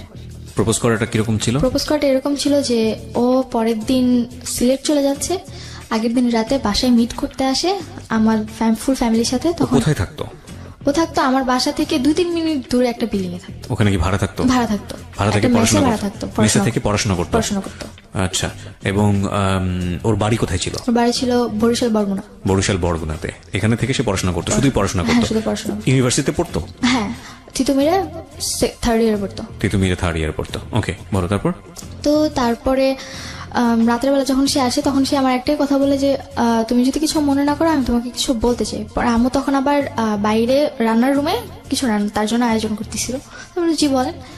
তো পরে বলতেছে যে তুমি তো আমাকে মামা বলে ডাকো, বাট কিছু মনে করো না, তোমাকে আমার খুব ভালো লাগে। তো হয়তো ওই জিনিসটা আমার মধ্যে খুব ভালোভাবে বা যেভাবেই হোক একটা করা নাড়ে যে না, কেউ আমাকে সেকেন্ড টাইম আবার প্রপোজ করেছে। ক্লাস 7 এর পরে? হ্যাঁ, 7 এর পর। তারপর সে ওইটা বলে চলে যায়। সে আমাকে বলে যদি তোমার ভালো লাগে তাহলে আমাকে আজকে রাতে অন্তত একটা বারের জন্য হলো ফোন দিও, মানে একটা মিসড কল দিও অন্তত। তারপর আমি সেদিন তার সাথে আমার কোনো কন্ট্যাক্ট নেই, মানে আমি তাকে আর ফোন দিই না। আর আমার ফোনে ওরকম ভাবে ব্যালেন্স ভরাও হতো না যে আমি কাউকে ফোন দিতে পারবো। তো আমি তাকে আর ফোন দিই না। পরবর্তী দিন সে আমাকে ফোন দেয় সিলেট যাবার পর। ওই দিন রাতে তার বাস ছিল, সিলেট চলে গেছিল। তারপর আমাকে ফোন দেয়। বাড়ি আবারও ফিরছি আমাদের সুভার কাছে। হ্যাঁ, সিলেটে গেল। হ্যাঁ, তারপর যখন উনি পরের দিন আমাকে ফোন দিল, তারপর আমাকে বললো যে তোমার কি আমাকে কোনোভাবে ভালো লাগে না যে তুমি আমাকে একটাবার ফোন দিলা না? আমি বললাম যে আমার ফোনে ব্যালেন্স ছিল না, তাই আমি ফোন দিতে পারিনি। তো যখন এই কথা বলি তখন বলে যে থাক, আমার আর কোনো অ্যান্সারের প্রয়োজন নেই, আমি অ্যান্সার পেয়ে গেছি। পরে তার সাথে আমার কন্টিনিউ কথা বলা। তো পরবর্তী দিন থেকে আম্মুর ফোনে দেখি যে যেহেতু আমি রাসেলের সাথে কথা বলছি, তার মানে আমার আম্মুর ফোন যদি ওয়েটিংয়ে থাকে বা কথা বলে, সে আরেকজনের সাথে কথা বলছে। তো পরে আমি রাসেলকে কোশ্চেন করলাম যে আপনি কেন আম্মুর সাথে কথা বলতে? পরে সে বললো যে আমি তো জাস্ট আপা হিসেবে তার সাথে কথা বলতাম নর্মালি, এছাড়া আর কিছুই না। আর আমি আমার লাইফের ব্যাপারে বা আমার ফ্যামিলি মেম্বারের ব্যাপারে কথা বলতাম, আদার্স কিছু না। বললাম যে তাহলে যে আপনি হাতটা ধরতেন এগুলো, সেগুলো তো জাস্ট বোন হিসেবে আমি তার হাত ধরতাম। এটা কি মানে ভালো লাগা বা প্রপোজিং এর একদম প্রিলিমিনারি পর্যায়ে তখনই কি তুমি জিজ্ঞেস করলে এটা এই বিষয়গুলো, নাকি তার আগে জিজ্ঞেস করে? না, আগে তো না, পরে। পরে মানে তোমাকে ভালো লাগার করার পরে? হ্যাঁ, ভালো লাগা প্রপোজ করার পর। তো যখন এই কথাগুলো বলি তো প্রত্যেকটা কথারই মানে এমন একটা অ্যান্সার ছিল যে না, মানে সে এগুলোর ব্যাপারে কোনোভাবে ইনভলভ না। তো তখন রাসেল সিলেটে, তো আমি তো বাড়িতে। তো আমি ঠিক তার 2-3 দিন পর আমি সেম ভাবে রাতে বাসায় ঘুমোচ্ছিলাম। ওই দিন হয়তো বা আমি রাতে কোনো FM শুনতে শুনতে ঘুমিয়ে পড়েছি, আমার রাতে মানে কানে হেডফোন। তো আমার ওই ব্যাপারে আর হুঁশ নেই যে না, আমার কানে হেডফোন দিয়ে আমি ঘুমিয়ে পড়েছি। প্রপোজটা কি তুমি অ্যাকসেপ্ট করেছিলে? এক্সেপ্ট বলতে আমি জাস্ট বলেছিলাম যে আমি ফোন দিতে পারিনি। তো সে বলেছে আমি আমার অ্যান্সার পেয়ে গেছি। তো এখানে আমাদের মধ্যে কেউই কাউকে আই লাভ ইউ যে জিনিসটা থাকে ওটা কেউই কাউকে বলেনি। বাট তোমাদের থেকে কি ভালো লাগা শুরু হয়েছিল? হ্যাঁ, তখন শুরু হয়েছিল। এগুলো পয়েন্ট করবেন প্রিয় শ্রোতা। ওকে, তারপর? তো পরে দেখি যে রাতের বেলা, তখন মেবি রাতের 3:30 কি 4:45 কাছাকাছি এরকম টাইম। তখন দেখি যে আমার কানে এখনো রেডিও চলছে অ্যান্ড ফোনে চার্জ একদম ব্যাটারি লো। তো পরে আমি উঠে ফোনের চার্জারটা আমার রুমে ছিল না, আমি আম্মুর রুমে চার্জার আনতে গেছি। তো আমাদের বাড়িতে কেউই রুম নক করে ঘুমোতো না। তো ওই দিন রাতেও দেখলাম যে আম্মুর রুম মানে নক ছিল না, ভেরানো ছিল এরকম টাইপের, কিন্তু ডিম লাইটটা অন ছিল, যেটা কিনা আম্মু অন করে ঘুমায় না। তো আমি ভাবলাম যে আম্মু হয়তো ঘুমিয়ে গেছে, রুমে গিয়ে ডিম লাইট অফ করে দিই। অ্যান্ড আমি রুমে ঢুকে এর আগের বার তো জাস্ট আমার খালুকে দেখেছিলাম, আমি নক করার পর তারা গেট খুলে। তো পরবর্তীবার আমি আবার ওপেনলি মানে যা দেখি সেটার জন্য আমি প্রপারলি প্রস্তুত ছিলাম না, একদমই না। অ্যান্ড আমার হাত থেকে ফোনটা পড়ে যায়, ব্যাটারি খুলে যায় ফোনের। টাচ ফোন ছিল তো টাচটা ফেটে গিয়েছিল। তো আমি দেখে মানে একদমই সহ্য করতে পারিনি। দরজাটা আম্মুর রুমের দরজাটা জোরে মানে আটকে দিয়ে আমি আমার রুমে এসে দরজা আটকে মানে কি করবো তখন, মানে বাঁচবো না মরে যাবো সেটা চিন্তা করতেছিলাম। মানে কি ছিল বিষয়টা? বিষয়টা ছিল যে আমাদের যে বাসার গলিটা, ওই গলি প্রথম ঢুকতেই একটা বাড়ি থাকে, ওই বাড়িতে একটা ছেলে থাকতো। তো ও আবার মার্কেটে জব করতো। তো ওর সাথে নাকি আমার কথা আগে থেকেই মোটামুটি ছিল। এন্ড সেদিন আমি স্টোরি জানতে চাচ্ছি না, তুমি আনএক্সপেক্টেড কাউকে ওখানে দেখেছো? হ্যাঁ, আনএক্সপেক্টেড, মানে আমি নর্মালি তাকে ওরকম ভাবে চিনতাম না। যে যাকে দেখলে তুমি ওই রাতের পরে তাকে চিনেছো না তার আগে তুমি তাকে চিনতে? পরে চিনেছো।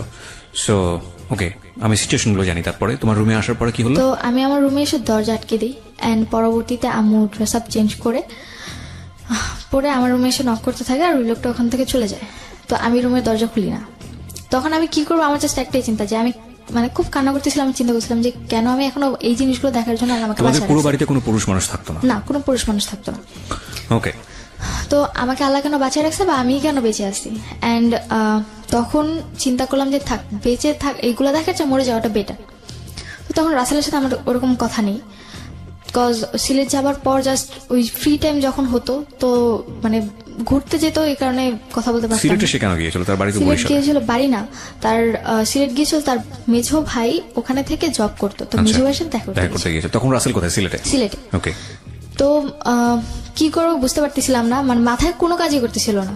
পরে আমি মানে চিন্তা করলাম যে আমি সুইসাইড করে ফেলি, আমার বাঁচার কোনো দরকার নেই। বিকজ বারবার সরি বলার পরও যে এই জিনিসগুলো হচ্ছে, তারপর বেঁচে থেকে আমার আর কি লাভ। তো আমি চিন্তা করি যে ফ্যানের সাথে নিজের গলায় দৌড় দিব, আমার বাঁচার কোনো দরকারই নেই।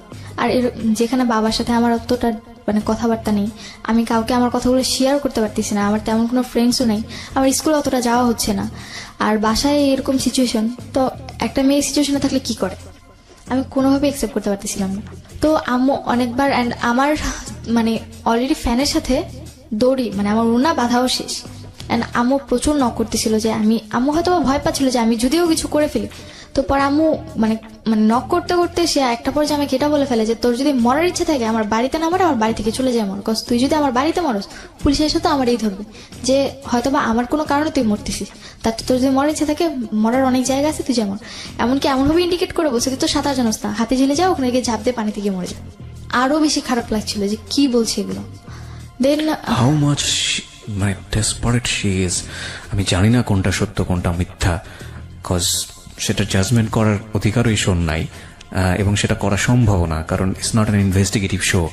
বাট এগুলো একটা ফ্যামিলিতে যদি হয় কি অবস্থা দাঁড়াবে, এবং মানে যে পক্ষর কথা বলছে সে পক্ষ কতটা ডেসপারেট এই বিষয়টাতে, ভয়ানক। বলুন তারপর আম্মু এরকম কথা যখন বারবার বলতেছিল তখন এতটা রাগ হলো নিজের ভিতর যে না, মরে গেলে তো মরেই গেলাম, মরে গেলে না কেউ আমার ব্যাপারে কিছু জানলো বা আমি না কাউকে কিছু বলতে পারতেছি না, আমি আমার মাকে ভালো করতে পারতেছি, তো আমি মরে গিয়ে কি করবো?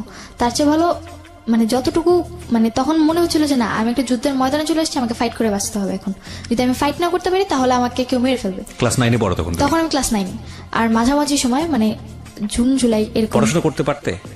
পড়াশোনা বলতে আমার ওরকম পড়াশোনা হতো না, পরীক্ষার আগে রাতে যদি একটু পড়তাম তা ওই অবধি হতো। তোমার গ্রুপ কি ছিল?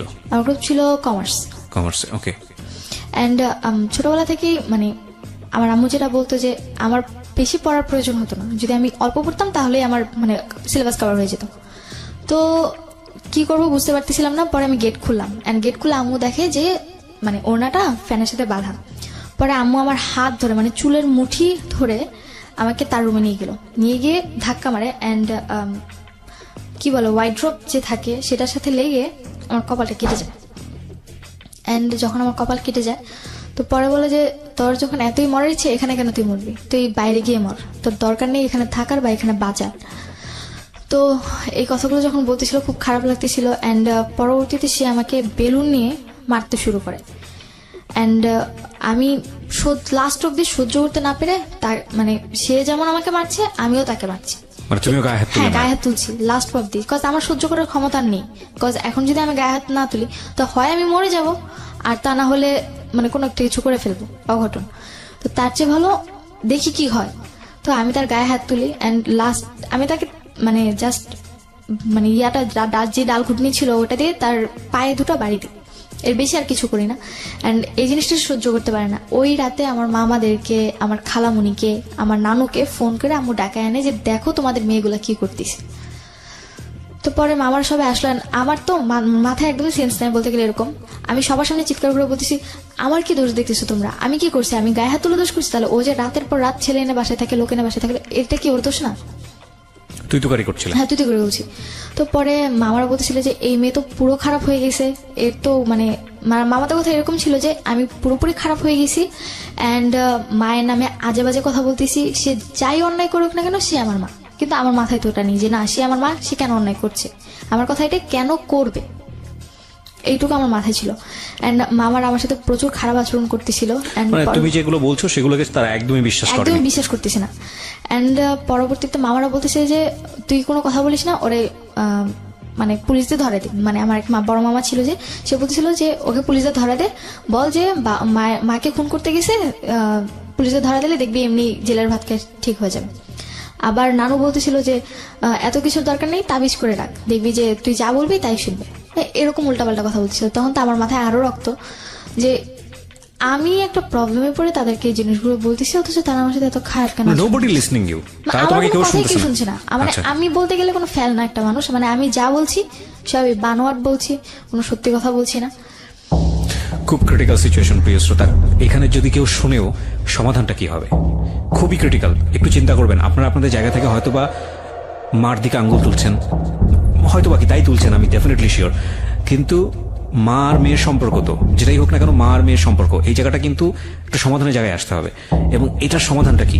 কজ এমন একটা হসপিটালিটি সম্পর্ক গ্রো করেছে দুজনের মধ্যে, এবং এত ভয়ানক একটা রিজনে যেখানে সমাধান দেওয়ার মতো কেউ নেই, এবং পুরোপুরি ওর পক্ষে কেউ নেই, সবাই নিচ্ছে ওর মায়ের পক্ষে। সেটাই হয়তোবা তাদের জায়গা থেকে স্বাভাবিক ছিল। এবং এটা আসলে কোন জিনিসটাকে কাটবে, পক্ষ নিলেই বা এটা সমাধানটা কি হবে? মানে এর চেয়ে ডিফিকাল্ট মোমেন্ট মার লাইফেও কখনো এসছে কিনা জানি না, এবং ওর লাইফে তো অফকোর্স আমি জানি না শেষ পর্যন্ত সেটার কি হয়েছে।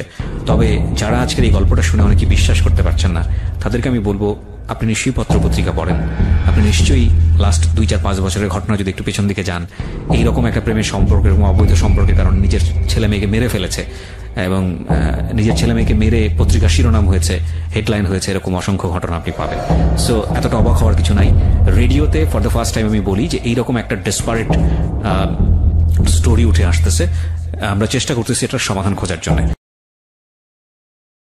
সুভার কাছে আমি আবারও যাচ্ছি। সুভা, তারপর কি হলো? তারপর ওই দিন রাতে পরে মামারা আমাকে উল্টাপাল্টা কথা বলে, অ্যান্ড পরবর্তীতে মামা বলে যে আমার রুমে আমাকে দিয়েছে, অ্যান্ড বলে যে তুই এই রুম থেকে বের হবি না, তুই যদি রুম থেকে বের হস তাহলে সত্যি সত্যি তোকে আমি পুলিশে দিয়ে দিব। এরকম কথা বলতেছিল। পরে আমি আমার রুমে চলে যাই, আমি আর কিচ্ছু বলি না। মামারা পরে চলে যায় রাত। পরের দিন সকালবেলা আমার আশেপাশের মানুষের যে রাতে চিৎকার চেঁচামেচি হয়েছে, তো ওগুলো শুনছি। তো পাশের বাড়ির কয়েকজন আসছেন, মানে 3-4টা নানু আসছে। ওরা জিজ্ঞেস করলো যে কি হয়েছে। তো আম্মু আবার সকালবেলায় মানে এর আগের বারের মতো গেটে তালা দিয়ে চলে গেছে নানু বাসায়। পরে আমি সবাই বললাম যে এরকম কাহিনী হয়েছে। পরে বলতেছে তাহলে তো বাবাকে জানা। তো আমি তাদের কাছ থেকে ফার্স্ট ইন্সপিরেশন পাই যে না, আমি আমার বাবাকে জানাবো। কারা এটা বলে? আমার পাশের বাড়ির লোকেরা, আমার প্রতিবেশীরা। তো পরে আমি বাবারে ফোন দিই। তো এর আগেই নাকি আমার আম্মু উল্টাপাল্টা অনেক কথা আমার বাবারে বলে, যেটা তুমি অনেক আগে আমাকে বলেছো। হ্যাঁ। তো পরে আমি যখন বাবারে ফোন দিই, মানে বাবার ডিরেক্টলি নাম্বার, আমার বাবার মুখস্থ ছিল নাম্বার, তো আমি ওই নাম্বারে ফোন দিই। পরে আব্বু আমার ফোন প্রথম কয়েকবার রিসিভ করে, তো আমার কাছে টাকা ছিল না, তো যার কারণে বাইরে ফোন দিলে টাকা বেশি কেটে নেয়। তো পরে আমি আমার নানুর কাছ থেকে, মানে যে পাশের বাড়ির নানু ছিল তার কাছ থেকে 100 টাকা নিয়ে আমার ফোনে লোড করিয়ে তার ফোন দিই।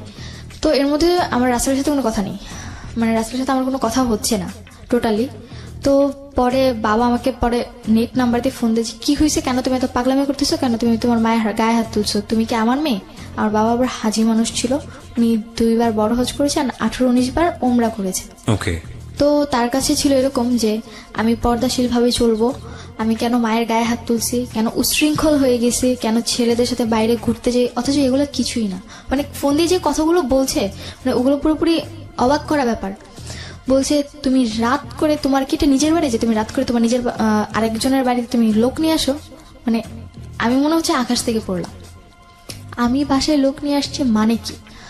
পরে বলতেছি যে তোমার মায়ের সাথে আমার কথা হচ্ছে, তোমার মা আমাকে সব বলছে। ভাবলাম যে তুমি আমার কথাটা শুনবে, আমার কথাটা শুনবে না। পরে বাবা বলছে যে কি বলতে চাও তুমি বলো। পরে আমি বললাম যে এরকম এরকম ঘটনা হয়েছে, আমি কাউকে আনিনি, এর আগে একবার লোক আনছে, এবার একবার লোক আনছে। তখন আমার মেজাজ খুব গরম ছিল। রাসেল আমার বয়ফ্রেন্ড বা আমার সাথে রিলেশন কিনা এত কিছু সেন্স আমার ছিল না। তুমি রাসেলের নামটা বলেছো? হ্যাঁ, আমি রাসেলের নামটা বলে দিয়েছি যে ও কিন্তু ওর সাথেও কথা বলে। এখানে 3টা মানুষের নাম অলরেডি উঠে আসছে। তারপর আম্মু বলতে, মানে আব্বু আমাকে বলতেছে যে এগুলা কিছুই না, সব ব্যাপারে আমি জানি, তোমাদের এই বয়সে মেয়েরা যে কত খারাপ হতে পারো ওই ব্যাপারে আমার জানা আছে। এই কথা বলে ফোন কেটে দিছে। পরে আমি ফোন দিচ্ছি আর ফোন রিসিভ করেনি, ফোন পিকও করেনি। পরে মানে আম্মু বাসায় আসতেছে, বাসা থেকে এসে খাওয়া দাওয়া করতেছে, মানে আমার ভাইদেরকে নিয়ে আবার চলে যাচ্ছে, কিন্তু আমাকে বাসায় ঢুকতে দিচ্ছে। কোথায় যাচ্ছে সে? নানু বাসায় চলে যাচ্ছে। বাসাটা বাইরে থেকে তালা দাও? তালা দিয়ে চলে যাচ্ছে। তুমি কোথায় তখন? আমি বাইরে। ওকে বাসার ভিতরে ঢুকতে দিচ্ছে না। তোমার নানুর বাড়ি কত দূর ছিল বাসা থেকে? আমার বাসা থেকে 8-9 মিনিটের রাস্তা। ওকে। তো আমাকে বাসায় ঢুকতে দিচ্ছে না। এন্ড ঢাকার কোন এলাকার ঘটনা এটা? এটা বাড্ডা এলাকা। বাড্ডা, ওকে। পরে এর মধ্যে তো তার আগের দিন রাতে আমার মামারা নানুরা এসে আমাকে অনেক কথা বলে গেছে, বলে গেছে আমি যেন টোটালি তাদের বাড়িতে না যাই। আমার মামা নানুদের কথা এরকম ছিল, যদি আমি ওই বাড়িতে যাই যে আমার মামা তো বোনরা আছে, আমারটা শিখে নাকি তারা খারাপ হয়ে যাবে। অ্যান্ড জিনিসগুলো মানে নিজের মধ্যে খুবই খারাপ ভাবে একটা মানে প্রেশার পড়ে যে কি মানে এতটা ডিসপারেট হয়ে গেছিলাম যে আমি সিরিয়াসলি জানতাম না যে কি করব। তখন মেবি বিকালবেলা রাসেল আমাকে ফোন দেয় যে কি হয়েছে, তুমি আবার বাসে কেন ঝামেলা করতেছো? আমি বলি কি আপনি তো বলছিলেন মানে এইভাবে ঝাড়িতে, আপনি তো বলছিলেন ওয়াদা করছিলেন আমার মা কোনোদিন খারাপ কিছু করবে না, এখন কেন এগুলো করতেছে? পরে সেও অবাক যে কি করছে। তখন আমি জানতে পারলাম যে না, আমার মায়ের প্রতি তার একটা উইকনেস আছে। সে বারবার জিজ্ঞেস করতেছিল কি হয়েছে, কেন হয়েছে, কিভাবে হয়েছে, কখন হয়েছে। মানে কিউরিওসিটিটা এমন বেশি ছিল যে আলটিমেটলি তো তার প্রতি কমিটেড ছিল। আমি যে বলতেছি আমারটা এতটা মানে ইম্পর্টেন্ট না, বা আমি যে একটা সিচুয়েশন আছে ওইটা ইম্পর্টেন্ট, শুধু মায়ের বিষয়গুলো জানতে চাচ্ছে। তো পরে আমি তারে বললাম সবটা। পরে সে বললো যে ঠিক আছে আমি আজকে আসতেছি, সে দেখতেছি কি হয়। তখন সে ওখান থেকে সিলেট থেকে রওনা দিয়ে দেয়। তো পরে মেবি তার সাথে আমার কথা হয়, আম্মু আবার তার কথা শুনতো, সে যাবো তো তাই শুনতো। তো পরে রাতের যখন 10টা বাজে, বাই দ্য ওয়ে একটা কোশ্চেন আমি বোধহয় ছেড়ে যাচ্ছি, যে ছেলেটার সাথে এই সম্পর্কটা বা আগের যে ছেলেটাকে নিয়ে তুমি এটা বললা, তাদের ফ্যামিলিতে তুমি চাইলে জানাতে পারতা? তাদের ফ্যামিলিতে জানাতে পারতাম চাইলে, কিন্তু আমি কি করে জানাবো? আমি তো তাদের ফ্যামিলির সাথে অতটা ইন্ট্রোডিউস না। আর আমার কথা আমার ফ্যামিলির কেউই বিশ্বাস করতেছে না, তাদের ফ্যামিলি কি করে বিলিভ করবে? এক্স্যাক্টলি। তুমি তো যখন তোমার মা সম্পর্কে কমপ্লেন গুলো করছো, নিশ্চয়ই কে এসেছিল রুমের মধ্যে সেটা তুমি জানতা, তো তাদের কথা নিশ্চয়ই তুমি তোমার ফ্যামিলিকে বলতেছিলা, তোমার নানুকে বলতেছিলা, সবাইকে বলতেছিলাম। তখন তারা রেসপন্স? কেউই বিলিভ করতেছিল না। তাদের কথা ছিল এটাই, আম্মু বলতেছে আমি রাতে ঘুমোচ্ছি, ও কার সাথে ফোনে কথা বলছে, ওর মাথা বেরিয়ে গেছে, সে আমার সাথে খারাপ আচরণ করছে। How it is possible? মানে যখন তুমি কোন একটা সিচুয়েশন বলতেছো এবং সেই সিচুয়েশনের জন্য কে দায়ী সেটাও তুমি বলতেছো, তখন তো তাদের উচিত ছিল যে ওই ছেলেটাকে ডেকে নিয়ে আসা, বা ওই যার এগেইনস্টে কমপ্লেইন তাকে ডেকে নিয়ে আসা। আমি এটাও বলছিলাম যে তুমি বিশ্বাস না করে তাকে ডেকে নিয়ে আসো, যে একটু আগে আমার বাসায় ছিল। যখন এই কথাগুলো বলতেছি তখন বলতেছি যে দেখছেন মানে আম্মু আমার মামাকে এভাবে বলতেছিল যে দেখছেন কতটা খারাপ হয়ে গেছে, এখন আউটলুক আনে আমার দিয়ে মানে আমার ফাঁসাইতে যেতেছে, এরকম কথা বলতেছে। ও গড, মানে মানুষের মতো একটু হলো সন্দেহ হওয়া উচিত। মানে এতটা ব্লাইন্ড সাপোর্ট কিভাবে আসে? মানে আই এম রিয়েলি কনফিউজ এই জায়গাটায়। ওকে, পরবর্তীতে আমি মামাদের মুখ থেকে এটা শুনতে পারলাম যে আমি নাকি রাতে লোক এনে থাকতাম এন্ড তাদেরকে বলতাম যে আমি যে তাদের সাথে থাকছি এটা না বলে বলবো, তাদেরকে বলে দিব যে তারা যেন আমার মায়ের সাথে এসে থাকছে, এটা যেন তারা সবাই বলে। তাদের মনে আমার মা বাবার মানে আমার মায়ের প্রতি এই বিলিফটা ছিল, তারা এই বিলিফটা করাইছে আমার। পরে রাতের 10টার দিকে আমি বাসায় ঢুকে সারাদিন আমার না খাওয়া, আমার সারাদিনও কোনো খাওয়া নেই, রাতে তো অলরেডি ঝামেলা হয়ে গেছে। তো আমি বাসায় ঢুকছি এন্ড ফ্রিজ থেকে জাস্ট 1 বোতল পানি নিয়ে আমি আমার রুমে এসে ঘুম, কজ সারাদিন অনেক টায়ার্ড ছিলাম। তো ঘুমিয়ে পড়েছি। পরের দিন সকাল 6টার দিকে রাসেল এসে আমাদের গেটে নক করে। রাসেল এসে গেটে নক করে, আমার গেট খুলে দেয় এন্ড দেখি অনেকক্ষণ রাসেল আমার সাথে কথা বলে। এন্ড তখন মানে আমি সহ্য করতে পারতেছিলাম যে রাসেল আমার সাথে কথা বলবে, কজ হয়তো আমি ওর প্রতি অনেকটা উইক হয়ে গেছিলাম। তো আমি সহ্য করতে পারতেছিলাম না, আমি আমার রুমের দরজা নক করে বসে আছি। রাসেল অনেকক্ষণ এসে পরবর্তীতে আমার রুমে নক করে, পরে আমি গেট খুলে দিই। পরে আমাকে নিয়ে যায়, নিয়ে গিয়ে বলতেছে যে শোনো, মায়েরা ভুল করতেই পারে, তবুও তো তোমার মা, কিছু মনে করো না। তো আমার আম্মুর সামনেও এই কথা বলে। পরবর্তীতে আমার রুমে এসে আমাকে যেটা বলে যে তুমি যেটা করছো ঠিক করছো। আমি ফার্স্ট টাইম তার দিক থেকে একটা ইন্সপিরেশন পাই যে না, সে আমাকে বলছে আমি যেটা করেছি ঠিক করেছি। আমার মায়ের গায়ে হাত তুলেছি, প্রতিবাদ করেছি, তাকে জানিয়েছি মামাদেরকে। হ্যাঁ, তারা বিশেষ করছে না তাদের ম্যাটার, কিন্তু বলেছি তো। পরবর্তীতে তো যদি কোনো প্রবলেম হয় আমাকে ব্লেম দিতে পারবে না। তখন আমি রাসেলের কাছ থেকে জিনিসটা পাই। তো পরে রাসেল আমাকে আর কিছু বলে না। তো এরপর রাসেলের সাথে রাতে আমার কন্টিনিউ কথা হতে থাকে, 2 ঘন্টা 3 ঘন্টা 4 ঘন্টা। তো আম্মুর রুমে কথা বলতো আর আমি আমার রুমে থাকতাম। অ্যান্ড আম্মুর সাথে আমার টোটালি যে মা মেয়ের একটা ক্লোজ রিলেশন থাকে, ওই রিলেশনটা আর নেই। জাস্ট নর্মালি মানে মনে হচ্ছে যে আমি যেন তার বাসায় ভাড়া থাকছি আর সে আমাকে জাস্ট নর্মালি টেক কেয়ার করছে, এইটুকুই। তো পরবর্তীতে দেখি যে মানে প্রথম কয়েকবার জিনিসগুলো দেখতে পরে গায়েস হয়ে গেছে, যে রাতে তার সাথে এসে থাকছে, সে তার মতো থাকুক, আমি আমার মতো ভালো থাকলেই হয়েছে। আমি আমার পড়াশোনাটা কন্টিনিউ করছি, প্রতিদিন রাতেই দেখছি একজন বাবা কোন ক্লাসে থাকতে যেন উদ্দেশ্যে বাইরে গিয়েছিল? ক্লাস 8 লাস্ট দিকে। এই যে 8 এর পর থেকে এতগুলো ঘটনা তুমি দেখছো, এর আগে তো দেখতা না এরকম বাসায় আসে? কিছু দেখতাম না। এর মাঝখানে তোমার বাবা আসেনি? না, এর মাঝখানে কতদিন পর আসতো তোমার বাবা? বাবা যাবার পর 3 বছর পর এসেছিল, পরে গেছে। কি করতে উনি বিদেশে? কি করতো? উনি বাইরে একটা কোম্পানি জব করতো। উনি কি ছুটি পেতো না নাকি উনি আসতো না? ছুটি না বলতে ছুটি দেওয়া হতো না, ওদের কন্ট্রাক্ট ছিল 5 বছর আগে ছুটি দিবে না, তবে 3 বছর পর যদি চায় তাহলে 2 মাসের ছুটি দিবে। ওকে, ঠিক আছে, বলো তারপর তুমি রাসেলের সঙ্গে যে ঘন্টার পর ঘন্টা কথা বলছো, এটা তোমার মা জানতো ওই সময়? মা জানতো বলতে জানতো কথা বলি, কিন্তু কার সাথে কথা বলি এটা জানতো না। ওকে। তোর পরে আমার সাথে যদি রাসেলের 3টা অব্দি কথা হতো, 3টার পর থেকে আবার রাসেল আম্মুর সাথে কথা বলতো। এটা তুমি পরে জেনেছো? পরে জেনেছি, যখন রাসেলকে কোশ্চেন করলাম, পরে রাসেল বলে যে তোমার ব্যাপারে কথা বলতেছি, ওর কথাটা ছিল এরকম। ফাইন, তুমি যে জায়গাটায় ছিলে সেটা হচ্ছে যে তোমার আম্মুর এরপরে এইসব বিষয়গুলো তোমার কাছে তেমন একটা পাত্তা পেতো না, তুমি তোমার মতো থাকতো, তোমার মা তোমার তার মতো লাইফ লিড করতো, এবং তুমি সেখানে কি কনফার্ম ছিলে যে এরপরেও এই ধরনের ঘটনা ঘটছিল? হ্যাঁ, এরপরেও ঘটতো? হতো, আমি পরে টেক কেয়ার করতাম। তোমাদের রুমটা কি খুব পাশাপাশি ছিল? পাশাপাশি বলতে আম্মুর রুম, তারপর একটা মাঝখানের রুম, তারপর আমার রুম। তো তোমার রুমে একটা গ্যাপ ছিল। ওকে। পরে দেখি যে রাসেল আমাকে ইন্সপিরেশন দিতে থাকে যে তুমি তোমার মায়ের ব্যাপারে প্রতি রাতে এসে থাকে, কেন কিছু বলছো না, তুমি এতদিন কেন আমার এতগুলো কথা বলো নাই, প্রতি রাতেই লোক এসে থাকে, তুমি আবার কোনো লোক ছিল? এই লোকটা কোনো বিশেষ লোক ছিল নাকি র্যান্ডমলি চেঞ্জ হতো? এটা চেঞ্জ আপ বলতে তুমি কয়জন লোকের সঙ্গে জানো? আমি প্রথম দেখেছি 2 জন, পরবর্তীতে আরো 2 জন দেখেছি। ওকে, ঠিক আছে, বলো। তো তারপর তোমাকে কি বলো? কন্টিনিউ 4 জন আসা যাওয়া করতো। পরবর্তীতে যখন আমি রাসেলের সাথে জিনিসটা প্রথমে শেয়ার করতে চাইনি, পরে ওর অনেক জোর জবরদস্তির কারণে পরে ওর সাথে যখন শেয়ার করলাম, পরে দেখলাম যে আমি যে ওর কাছে ব্যাপারগুলো শেয়ার করলাম সেই কথাগুলো ওকে আমার আমাকে বলে দিছে, এন্ড তখন তো আমার উপর আরো বেশি টর্চার। তোমার মা এসে কি বললো বিষয়টা নিয়ে? আমার মা এসে, আমি ঘুমিয়েছিলাম, এসে আমার হাত ধরে টেনে তুলছে। পরে আমি বললাম যে কি শুরু করছো তুমি এগুলো, আমাকে এরকম বলতেছে। আমি কি শুরু করলাম, বলে কি যে তাহলে তো একটা কাজ করতে পারো, মাইক নিয়ে মসজিদে গিয়ে মাইক নিয়ে ফুল এলাকাকে জানো আমি কি করি না করি, আর তোমার কথা কেউ বিশ্বাস করবে না, ছোটবেলা থেকে আমি এলাকার মানুষ হয়েছি, তো আমার কথাই সবাই বিশ্বাস করবে। আমার কথাটা ছিল এরকম। যে আমি কি বলছি, মানে তখন আমি পুরো আমি কি বলছি আমি কিচ্ছু বুঝতে পারতেছি না। পরে বললো যে তুমি কি মনে করো আমি কি কিছুই জানি না, আমি তো সবই জানি, তুমি রাসেলকে এইসব কথা বলছো, কেন বলছো এগুলা, কি চাও তুমি এগুলা। তো পরে আমি বললাম যে আমি কি বলছি তুমি রাসেলকে ডাক দাও, তারপর জিজ্ঞেস করি।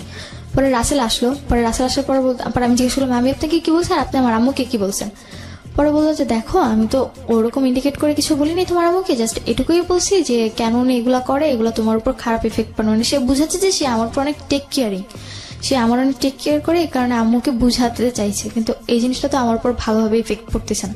এন্ড তার প্রতি আমার একটা বিশ্বাস হয়ে গেছে যে না উনি হয়তো আমার টেক কেয়ার করতেছে। দ্যাট মিন্স তুমি কি তাকে তখন লাভ করো? হ্যাঁ, তখন তাকে লাভ করি। তোমাদের দ্বিপাক্ষিক বিষয়টা এরকম মানে মিউচুয়ালি ছিল যে না দুজনকে লাভ করো? হ্যাঁ, দুজনকে লাভ করি, এটা আমাদের মিউচুয়াল ছিল, কিন্তু আমি কখনো সহ্য করতে পারতাম না যে সে আমার আম্মুর সাথে কথা বলে। Biggest mistake, another biggest mistake এর সাইডটা থেকে, কারণ ও কিন্তু জানতো যে রাসেলের সঙ্গে ওর মায়ের এইরকম একটা সম্পর্ক আছে, এবং ওর মায়ের জায়গাটা থেকে এটা বিশ্বাস করা খুবই কঠিন যে রাসেলের সঙ্গে তার সম্পর্কটা ভাই ভাইয়ের মতো, কিন্তু তারপরে ও জড়িয়ে গেছে বিকজ অফ ওর এজটা খুব সেন্সিটিভ একটা এজ, ও মাত্র ক্লাস 9-এ পড়ে, এবং ওই সময়টাতে যে ওকে সাপোর্ট দিবে, যে ওর পাশে একটু হলেও দাঁড়াবে, যে ওর সাথে একটু ভালো কথা বলবে, তার প্রতি ও দুর্বল হবে, এই বয়সটা এরকম, এবং সেটাই হয়েছে, এবং ইটস আ বিগেস্ট মিস্টেক। কিন্তু কিছু করার নেই, কারণ ও ধরা, ওর বয়সের কাছে ধরা, এগুলো একটু খেয়াল রাখতে হবে। হ্যাঁ, এটা অ্যানাদার পয়েন্ট।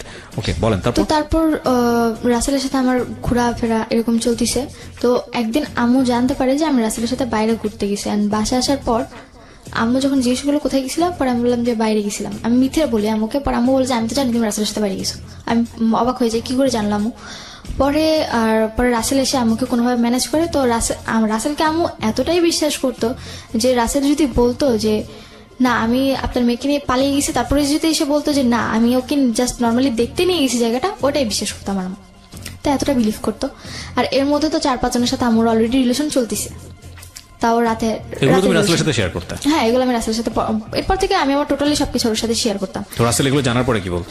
জানার পর ওর সাথে যদি আমার সাথে কথা হইতো, মানে আমার পরবর্তীতে আমাদের রিলেশনে যখন 6-7 মাস কেটে গেছে, তখন এরকম চলতে থাকে। পরবর্তীতে আমার জিনিসগুলো খুব মানে করার না, এটা খারাপ ভাবে যে তোমার সাথে আমার রিলেশন, আমার একটা গার্লফ্রেন্ড বয়ফ্রেন্ড নর্মালি যতটুকু কথা বলা দরকার তাদের নিজেদের ব্যাপারে, সেই জায়গায় কিনা আমরা 4-5 ঘন্টা শুধুমাত্র আমার মায়ের ব্যাপার নিয়েই কথা বলি। তখন তুমি জিনিসগুলো অ্যাভয়েড করার চেষ্টা করতে, যে আমি এগুলো অ্যাভয়েড করি, কিন্তু দেখতাম যে আমি যত অ্যাভয়েড করতেছি ও ততই বেশি আমার প্রতি আরো মানে রাগ দেখাচ্ছে, শুনতে চাচ্ছে, আমার সাথে কথা বলতো না, যে কেন তুমি তোমার মায়ের ব্যাপারে আমাকে বলছো। মানে বিষয়টা তোমাদের সম্পর্কটা এমন ছিল যে কাল রাতে বাসায় কি হয়েছে সেটা তোমার বয়ফ্রেন্ডের সাথে শেয়ার করা, এটাই মূল এজেন্ডা। হ্যাঁ, এটাই মূল এজেন্ডা। আমি এখানে একটা বিষয় একটু ইন্টারাপ্ট করি প্রিয় শ্রোতা। আজকে যে স্টোরিটা আমরা এখানে প্রচার করছি সেখানে ওর সামাজিকতার কথা চিন্তা করে, এবং এই ধরনের স্টোরিতে শুধু সামাজিকতা না, যাতে করে এটা একটা স্বাভাবিক পার্সপেক্টিভ থেকেও ওর নাম এখানে অন্য নাম ব্যবহার করা হয়েছে, ওর আসল নাম প্রকাশ করা হয়নি। ওর ভোকালটা যেটা আপনারা শুনতে পাচ্ছেন এটা রিয়েল ভোকাল না, এটা আমরা রেডিও এন্ড থেকে চেঞ্জ করে দিয়েছি। দিস ইজ রেকর্ডেড স্টোরি, আমরা রেডিও এন্ড থেকে এটা চেঞ্জ করেছি।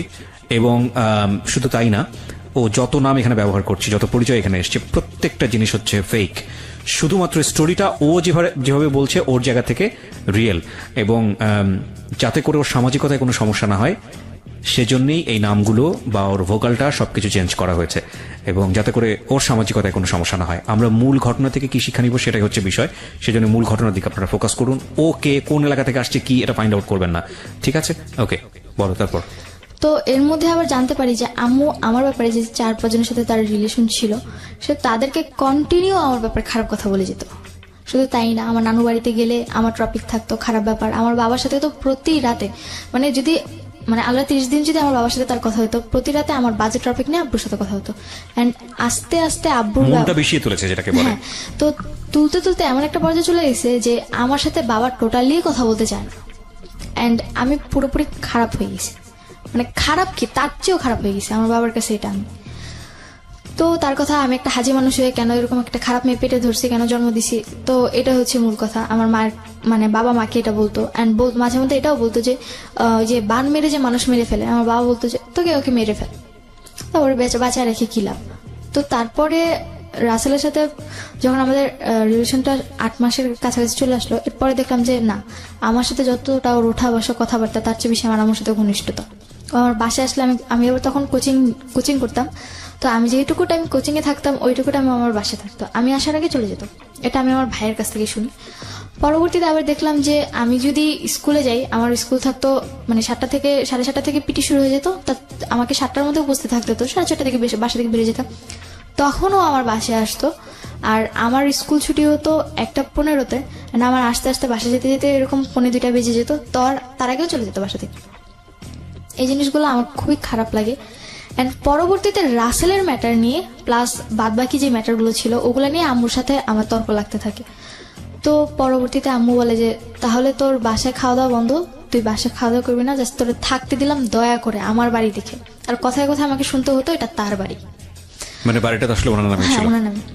আর কথা বলতে একটাই যে এটা তোর বাবার বাড়ি না, যে তুই তোর নিজের পছন্দ মতো চলবি আর তুই তোর কথাগুলো বলবি। আমি another important point প্রিয় শ্রোতা, যে এখানে বাবার শক্ত হওয়ার সুযোগ ছিল কিনা আদৌ? আচ্ছা, তোমার বাবার কি এতটুকু সামর্থ্য ছিল না সে নিজে একটা বাড়ি করে, বা তারপর তোমার মার উপর অর্থনৈতিকভাবে ডিপেন্ড ছিল? আমার বাবা বলতে গেলে গ্রামে বাবার প্রচুর সম্পত্তি জায়গা আছে, কিন্তু ঢাকার মেয়ে বাবা পছন্দ করে, সেই ক্ষেত্রে আমার মায়ের বাড়ি ছিল, এখানে বাবা মোটামুটি উইক ছিল আমার মায়ের প্রতি। ওকে, ঠিক আছে, বলো।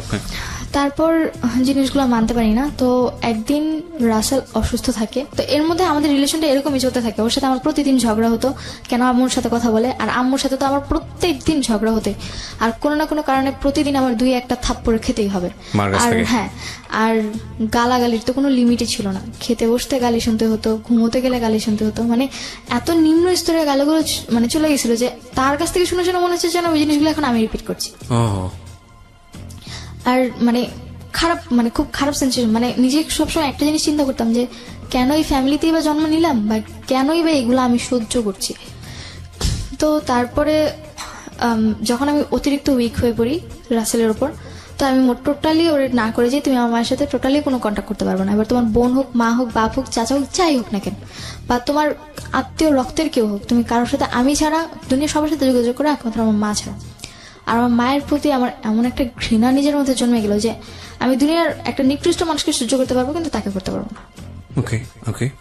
তো মায়ের তো অলরেডি এরকম রিলেশন চলছে, তো এরপরে বাসায় আসাটা মানে 2-3 জনের বাসায় আসা বন্ধ হয়, কিন্তু আম্মু পরবর্তী থেকে তাদের বাসায় যাওয়া শুরু করে, বা বাইরে আউটসাইডে দেখা করা, মিট করা শুরু করে। এটা তুমি জানলা কিভাবে? এটা জানতে পেরেছি রাসেল একবার আম্মুকে ফলো করেছিল, তারপর জানতে পেরেছি রাসেল তোমাকে ইনফরমেশনটা দেয়। হ্যাঁ, রাসেল ইনফরমেশন দেয়।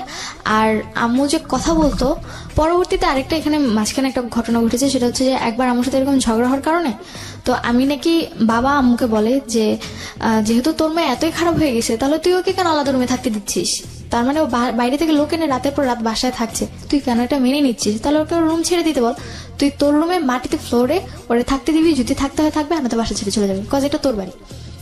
তো আম্মু আব্বুর কথা শুনে আমাকে আমার রুম থেকে চলে আসতে বলে, তো আমি পরবর্তীতে আমার রুমটা ছেড়ে দিয়ে আমি আম্মুর রুমে ফ্লোরে বেড করে ঘুমোতাম। তো তখন তো রাতে আমার আবার মানে ক্লাস 6 থেকে রাত জাগার একটু স্বভাব ছিল, রাতে এফএম শুনতাম। তো আম্মু রাতে কি বলতো, কানে এফএম থাকলেও যদি আমি এফএম অফ করে দিই পাশে গিয়ে বলতে শুনতাম। তো আম্মু আবার মাঝে মধ্যে করতো কি, মানে অনেক নেগেটিভ আর ন্যারো মাইন্ডের কথা বলতো। তো আমি এগুলো শুনছি কিনা হয়তো অপোজিট সাইড থেকে তাকে জিজ্ঞেস করতে যে তোমার মেয়েগুলো শুনছি কিনা দেখো তুমি। তো তখন আবার আমাকে ডাক দিত যে সুভা তুমি কি আমার কথা শুনছো? তো যখন এরকম ডাক দিত তখন আমি না শোনার ভান করে বসে থাকতাম, তার মানে আমার কানে হেডফোন আছে, আমি তার কথা শুনছি।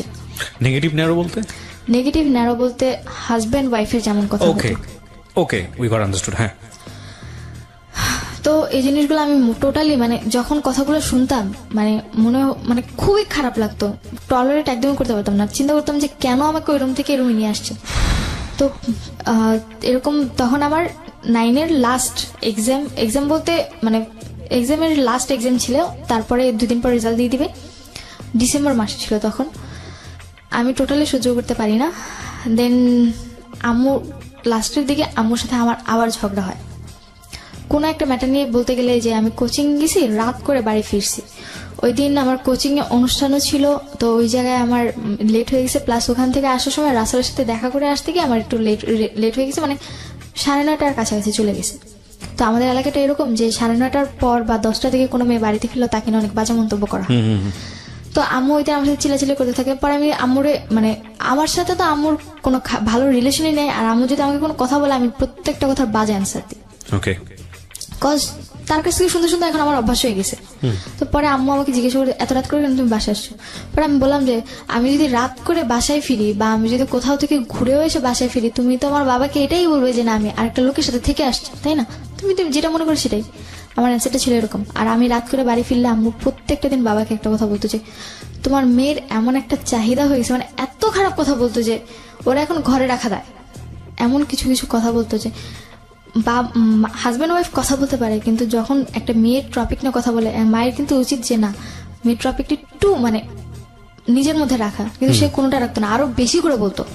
তো পরে আমার আবার এরকম ছিল যে না তাকে যদি মানে আমি যদি রাত করেও বাড়ি ফিরতাম, তার জন্য যদি আমি অনেক খাবার নিয়ে আসতাম, সে আমাকে কিছুই বলতো না। তুমি কনভিন্স করার জন্য মাঝে মাঝে খাবার নিয়ে আসতে? হ্যাঁ, আমি বাইরে গেছি, হয়তো বা আসতে লেট হয়ে গেছে, তার জন্য যদি খাবার নিয়ে আসতাম সে আমাকে কখনোই। এই সময়টা তুমি কি করতে? এই সময়টা আমার হয়তো বা হাতে ঝিলে থাকা হতো, বা তখন আবার হ্যাঁ রাসেল আবার তখন একটা বিজনেসে যুক্ত ছিল, যার কারণে ওর বিজনেসের কারণে উত্তরা বা বিভিন্ন জায়গায় যেতে হতো, মানে ওই ওর মানে বিজনেসের ইয়াটা প্রচারটা করার জন্য। রাসেল কি ওই সময়টাতে তোমার মায়ের সঙ্গে কি কথাবার্তা বলতো? নর্মালি বাসায় আসতো খুব কম, আমার প্রেশার পড়ার পর একটু কম আসতো। তো এটা কি তোমার মা বুঝতে পারতো না? বুঝতে পারতো না বলতে ও হয়তো কোনোভাবে কনভার্স করতো, আমি কখনো ওকে এই ব্যাপারে জিজ্ঞেস করি না। আর ও যদি জিজ্ঞেস করতাম ও বলতো যে তোমার এত কিছু জানে কি লাভ, আমি তো ম্যানেজ করতেছি। Okay fine, he is playing double game actually. ও যখন তোমার সাথে বাইরে মিট করতো বা তুমি কার সাথে মিট করতেছো এটা তোমার মা জানতো? মিট করতেছি বলতে আমার ওর সাথে বেশিরভাগই মিট হতো হয় কোচিং ফাঁকি দিয়ে, আর তা না হলে স্কুল ফাঁকি দিয়ে। আচ্ছা, তো এটা কি তোমার মা জানতো যে তুমি কার সাথে টাইম পাস করতেছো, কোন ছেলের সঙ্গে? এটা জানতো না। আচ্ছা, তো তুমি বলছিলে রাত করে বাড়ি ফেরা, কটার দিকে ফিরতে সর্বোচ্চ রাত হলো? আমার সর্বোচ্চ 9:30টার অবধি কখনো যাই। 9:30? তোমার তখন বয়স ক্লাস 9-এ পড়ো তুমি? তখন আমি 15। মানে তুমি কোন ক্লাসে পড়ো তখন? 10-এর ফার্স্টে। ক্লাস 9:30 অনেক রাত। হ্যাঁ অনেক রাত। বলো। তো পরে যখন আম্মু আমার উপর চিৎকার চেঁচামেচি করতো, তো আমি বলতাম যে তুমি করলে দোষ না আমি করলে দোষ, মানে আমার কথাটা এরকম ছিল। রিপিট দ্য সেন্টেন্স, বলো। যে তুমি করলে দোষ না আমি করলে দোষ। So ultimate lesson of the story is here. এইখানেই হলো লেসন, এবং এটা আরো কত বড় দিকে যাবে সেটাই হচ্ছে দেখার বিষয়। এই লাইনটা একটু মাথায় রাখেন, কারণ একটা কথা আমরা সবসময় বলি, শিশুকে যে পরিবেশে বড় করছেন সে সেই রকমই হবে বা তার চেয়ে ভয়ানক হতে পারে। ওকে, হ্যাঁ। তো যখন আম্মুর সাথে এরকম তর্ক বিতর্ক যেত, তো তার সাথে আমার মানে এরকম কন্টিনিউ এরপর থেকে প্রতিদিনই প্রায় তার সাথে আমার মারামারি হতো, মানে সে আমাকে মারতো আমি তাকে মারতাম, তারপর সে আমাকে বকাবকি করতো। সো ন্যাস্টি না? এগুলো শুনলেও মানে যে এটা চিন্তাই করা যায় না, বাট চিন্তা করে দেখুন মানে কতটা ভয়াবহ হতে পারে একটা পারিবারিক সমস্যা। ওকে, তো এরকম ঘটনা ঘটতেই থাকে প্রতিদিন। তো তখন আস্তে আস্তে মানে রাসেলের প্রতি আমি একটু উইক হতে থাকি আরো বেশি। তো তখন ওরা আমি বিলিভ করা শুরু করে, মানে ও আমাকে যা বলতো আমি তা বিলিভ করতাম, ও আবার আম্মুকে যা বলতো আম্মু তা বিলিভ করতো। মানে ও এদিক থেকে আম্মুর সাথেও কথা বলতো, আমার সাথে, মানে দুদিক থেকে ওর মানে ইয়াটা খুব ভালো ছিল। কোথায় গিয়ে ছোট্ট একটা বিরতির পর আমরা আবারও ফিরে আসছি। আজকের এই স্টোরিটি পারিবারিক একেবারে গোপনতম সমস্যা, সেটা একটা শিশুর বিকাশ, এবং একটা শিশুর, বিশেষ করে একটা মেয়ে শিশুর, আর আমি জানি না ওর ভাই দ্রুত একেবারেই ছোট ছিল, ওদের মানসিকতায় কোনো ধরনের কোনো প্রভাব পড়ছে কিনা, বাট এটা যদি কন্টিনিউয়াসলি চলতে থাকে তাহলে এটা কত ভয়াবহ রকমের একটা মানসিকভাবে বাধাগ্রস্ত করতে পারে তাদেরকে, ব্যক্তিত্ব বিকাশের জন্য কত ভয়ানক হতে পারে এটা একটু চিন্তা করে দেখুন। এবং সেই জায়গাটা থেকে আপনাদের নিজেদের সচেতন হওয়ার একটা প্রয়োজন আছে বলে আমরা মনে করি। এরকম একটা বিষয় নিয়ে আমাদের সমাজে, আমাদের মিডিয়াতে বা অন্য কোথাও খুব বেশি এত ব্রডলি ডিসকাস হয় না। আমরা এটা সামাজিকভাবে এটাকে ট্যাবু মনে করি, কিন্তু একটা মানুষের সুস্থভাবে বিকাশের জন্য আমরা আজকে যে ধরনের কন্টেন্ট এন্টারটেইনমেন্টের জায়গা থেকে পাচ্ছি, বা যেসব বিষয় নিয়ে আমরা কথা বলি, যেসব বিষয় আমরা এন্টারটেইনমেন্ট জায়গাটা থেকে নিয়ে আসি, সেসব বিষয়গুলো আমাদের কোনো না কোনোভাবে আমাদেরকে এন্টারটেইন করে। এবং আমরা মনে করি আমাদের এই ইনফরমেশন সহজলভ্যতার যুগে আমাদের এই ধরনের বিষয়গুলো নিয়ে এক ধরনের সাইকিয়াট্রিক ট্রিটমেন্ট হওয়া উচিত, এক ধরনের সচেতন হওয়া উচিত যে মারা সন্তানদেরকে কিভাবে বড় করবে, বা সন্তানরা মাদের সাথে কিভাবে আচরণ করবে, বা অভিভাবকের সাথে কিভাবে আচরণ করবে। প্রত্যেকেরই প্রাইভেসি লাইফ আছে, প্রত্যেকেরই আছে প্রিয় শ্রোতা, আমি ডেফিনেটলি শিওর প্রত্যেকেরই আছে, আমরা কেউই মহামানব নই। এবং সেই প্রাইভেট লাইফটা আমরা আমাদের সন্তানের সামনে কিভাবে এক্সারসাইজ করব, বা আদৌ এক্সারসাইজ করব কি করব না, সেটা যদি করি তাহলে কি ভয়ানক পরিস্থিতি দাঁড়াতে পারে এবং সেটা নিজের জন্য কতটা খারাপ হতে পারে সেটা একটু চিন্তা করা উচিত। এবং আজকের এই সিক্রেটস শুনে যদি আপনি সে জায়গাটায় সচেতন হন, আপনার সন্তানকে প্রপার একটা এনভায়রনমেন্ট দেন বড় হওয়ার জন্য, তাহলে আমরা বলতে পারবো যে আমরা আমাদের সিক্রেটসের জায়গা থেকে সার্থক। সুভার কাছে আবার ফিরছি। সুভা, যেখান থেকে আমরা ছিলাম যে মার সঙ্গে তখন তোমারও হাতে তোলাতুলির ব্যাপারগুলো চলে আসছে এবং তুমি র্যান্ডমলি এটা করছো, মানে একবার তুলে তোমার সাহস হয়ে গেছে, এখন তুমি এটা, তুমিও, তোমার মাও করছে, তুমিও করছে, সেও গালি দিচ্ছে, তুমিও গালি দিচ্ছ, হ্যাঁ, র্যান্ডমলি চলছিল। তারপর তো এরকম ভাবে আমার বড় মামা আমার ফ্যামিলির প্রতি একটু বেশি টেক কেয়ারিং ছিল, তো উনি প্রায়ই আমাদের ঝগড়া মিটাতে আসতো। তো এক পর্যায়ে মামা কন্টিনিউ আস্তে আস্তে হয়তো ওনার কোনো না কোনো ভাবে কোনো বাজে একটা দিক পড়ে। তো পরে আমার বড় মামা কন্টিনিউয়াসলি আসতেছিল। হ্যাঁ, কন্টিনিউ আসতে। কেন আসতেছিল? এই যে আমাদের ঝগড়া সামাতে বা আমাদের ফ্যামিলি এখন কেমন আছে এইসব ব্যাপারে। উনি কি বিবাহিত ছিল? হ্যাঁ, উনি ম্যারিড ছিল। ওকে, ওনার বাচ্চা কাচ্চা ছিল? বিয়েও হয়েছে। বিয়ে হয়ে গেছে, ওকে। তো পরবর্তীতে বড় মামা মানে কি পরিবারের সবার বড়? হ্যাঁ, আমার মায়ের ফ্যামিলিতে তারা 7 ভাই বোন, তাদের মধ্যে সবার বড়। ওকে। তো পরে আমার বড় মামাকে আমার মা খুব বিলিভ করতো।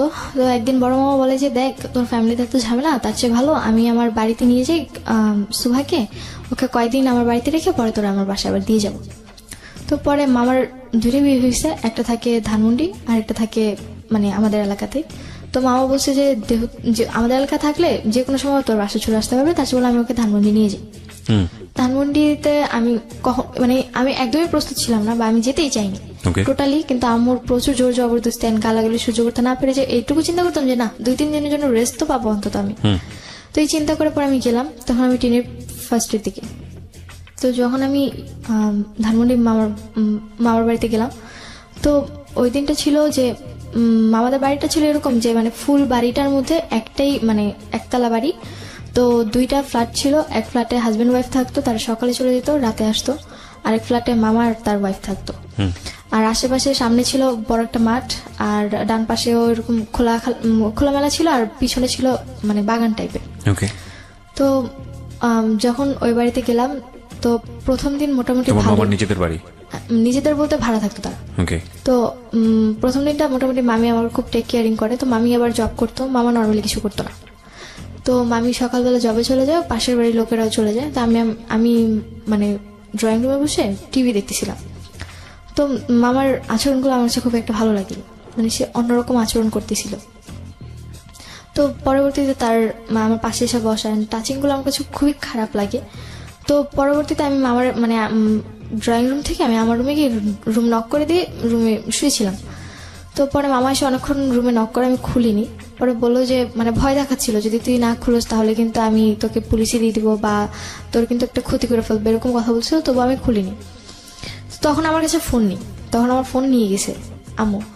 তো পরে আম্মুর সাথে কথাও ছিল। পরে মামা ভেবে আম্মুরে ফোন দিছে যে তোর মেয়ে এত বেয়াদব যে কোনো কথাও শুনে না, আমাদের এখানে এসে খারাপ আচরণ করতেছে। আমি রুমে বসে কথাগুলো শুনতেছি, আম্মু কি বলছে সেটা তো আমি জানি না। তো মামা এরকম কথা বলতেছিল, হয়তো বা আম্মু বলছিল যে ওরে মাইর দেন বা দেখবেন ঠিক হয়ে গেছে, ওরা মাইর দিয়ে সোজা করতে হয়, আমারটা মারলে তো আমারে উল্টা দেয়, আপনারা মারলে তো আপনাদেরকে আর কিছু করবে না, এরকম কথা বলতেছিল। তো পরে মামা রেগে যায় প্রচুর আমার উপর। অ্যান্ড পরে যখন আমি পরে অনেকক্ষণ দরজা, তোর মা কথা বলবে তোর সাথে, দরজা খুল। পরে আমি যখন দরজা খুলি, মামা আমার গায়ে হাত তুলে আমাকে একটা চড় মারে। অ্যান্ড এতটাই জোরে ছিল যে না, আমি 2-3 মিনিটের জন্য স্তব্ধ হয়ে গেছি। তো পরে আমি বললাম যে কি করতেছেন এগুলো আপনি। পরে আমার সাথে অনেক বাজে আচরণ করে, অ্যান্ড এক পর্যায়ে অনেক খারাপ সিচুয়েশনের মধ্যে উনি আমাকে রেপ করে। আমার লাইফে ফার্স্ট টাইম ছিল তখন। আমি প্রচুর চিৎকার করি, কিন্তু কোনো লাভ হয়নি। হয়তো বা আমার চিৎকারটা কারো কান অব্দি যায়নি, বা হয়তো বা আমার ভাগ্যেই ছিল এরকম। ভাগ্যের দোষ দিয়ে লাইফটাকে ছেড়ে দিই যে কি করলাম এটা আমি। তো ওই দিন এই সিচুয়েশন যাবার, উনি তোমাকে কি বলে এই ঘটনার পরে? এই ঘটনার পর আমাকে একটাই কথা বলে যে তোর মায়ের, মানে পরবর্তীতে ওনার মুখ থেকে আমি যেটা জানতে পারলাম যে হয়তো ওনাদের ফুল ফ্যামিলিটাই এরকম। বড় মামার সাথে আচরণ করার পর বলে যে আমার যে ছোট মামা ছিল উনিও নাকি এরকম কয়েক জায়গায় এরকম কিছু করছে। সো আমি যদি এগুলো কাউকে বলতেও যাই, কেউ কখনো বিলিভ করবে না, আর এতে নিজের বদনাম হবে, নিজের মান সম্মান যাবে, প্লাস সমাজে কলঙ্কিত হব আমি। এই কথাগুলো বললে সমাজে, হ্যাঁ হয়তো বা ন্যায় বিচার তো কখনো আমি পাবো না, তাদের কথা ছিল এরকম যে ন্যায় বিচার তো তুমি কখনোই পাবো না, আর আমাদের ব্যাপারে কিছু বলতে গেলে কেউ কখনো বিশ্বাসও করবে না, আর তাছাড়া তুমি এখনো 18 বছরের হওনি। তখন আমার সবচেয়ে বড়, মানে তখন এটাই মনে করতাম যে কেন আমি 18 বছরের আগে আমার জীবনে এগুলো আসতেছে, সহ্য করতে পারিনি। তারপর বাসায় আসলাম। You are so desperate first of all. তুমি আজকে লাখ লাখ মানুষের সামনে কথাগুলো বলার সাহস করছো, এই জায়গা থেকে আমি তোমাকে অনেক ডেসপারেট মনে করতেছি। তুমি এই ঘটনা ঘটার পরে পুলিশে যাওনি কেন? আমি গিয়েছো তুমি? পরে গেছি, অনেক আমরা আগাই প্রিয় শ্রোতা। হ্যাঁ, তো পরে আমি বাসায় আসার পর 2-3 দিন কোনো কথা নেই, অ্যান্ড যে জিনিসটা আমার কাছে অনেক কষ্টকর ছিল, ফার্স্ট টাইম আমার লাইফে এরকম কিছু, অনেক পেইনফুল ছিল। পরবর্তীতে রাসেলের সাথে আমি ব্যাপারটা শেয়ার করি। ওটা কি ইন দ্য মিন টাইম, মানে ঘটনা ঘটার পর শেয়ার করেছো? পর বলতে 4-5 দিন পর। ওকে। তো যখন আমার বাসায় এসে পরে আমি ওর কথাগুলো বললাম, অ্যান্ড দেখলাম যে ও আমার কথাগুলা মনোযোগ দিয়ে না শুনে আমার কথাগুলো নেগেটিভলি নিচ্ছে। কেন করছে, কিভাবে করছে, এক্স্যাক্টলি, মানে ও বেসিক্যালি ওই ঘটনাগুলো, মানে মোমেন্টটা জানার চেষ্টা করতেছে, এবং ওই মোমেন্টটা থেকে এক ধরনের মজা নেবার চেষ্টা করতেছে। এক্স্যাক্টলি। ওকে, তারপর? যেটা আমি কোনোভাবে বলতে পারতেছিলাম না, আমার নিজের কাছে গিল্টি ফিল হচ্ছিল যে আমি এগুলা কিভাবে বলবো একটা মানুষকে। মানে ও আসলে সেক্সুয়ালি একটা বিকৃত মানসিকতার ছিল, মানে টু বি অনেস্ট, যতটুকু ওর কাছ থেকে জানতে পেরেছি, যদি সত্যি হয়ে থাকে তাহলে এটা মোটামুটি ক্লিয়ার। নইলে একটা মেয়ে যখন এরকম একটা সিচুয়েশনে পড়ে তখন তার কাছ থেকে এত কিছু কোয়ারি করা, মানে, এবং সেটা আমি তোমার কথাটা যতটুকু বুঝতে পেরেছি ওই মোমেন্টটা সম্পর্কে বেশি বেশি জানতে চাচ্ছিল। ও আসলে বিকৃত মানসিকতা ছিল, এছাড়া মানে আর কিছুই বলা যায় না। তো পরে এই ব্যাপারগুলো আমি ওর সাথে ওরকম ভাবে শেয়ার করতে পারিনি, যার কারণে আমার উপর রেগে যায়। রেগে যায়, আমার কাছে উল্টাপাল্টা অনেক কথা বলে। অ্যান্ড পরবর্তীতে আমি ওরে কথাটা বলতে, মানে আমার মনে হয় যে 2 সেকেন্ডও লেট করিনি, এর মধ্যে ওকে কথাগুলো আমাকে বলে দিছে, যে কথাগুলো আমি কার সাথে শেয়ার করতে চাচ্ছিলাম না। মানে তোমার এই আনএক্সপেক্টেড যে ঘটনাটা, সেটা তোমার মাকে বলে দিয়েছে। তো আম্মুকে যখন ব্যাপারগুলো বলে, আম্মু সাথে সাথে আমার রুমে আসে, ও চলে যায়, তারপর আমার রুমে এসে বলে যে তো এতটা নিচে নামছিস যে তুই এখন আমার ভাইয়ের নামে ব্লেম দেওয়া শুরু করলি। আমি আমার কষ্টটা কারোর সাথে শেয়ার করতে পারতেছিলাম না, যে আমি এতটা বড় একটা প্রবলেমে পড়লাম যে অন্তত আমার মা আমার প্রবলেমটা শুনছে না, আমাকে উল্টো ব্লেম দিচ্ছে যে আমি তার ভাইয়ের নামে কেন ব্লেম দিচ্ছি। অ্যান্ড 4-5 দিন কি 1 সপ্তাহের মতো আমি ঘর থেকেই বের হই না, ঘরেই থাকি। তারপর আমার এক্সাম পড়ে যায়, 10-এর ফার্স্ট ইয়ার এক্সাম, এপ্রিলে পড়ে।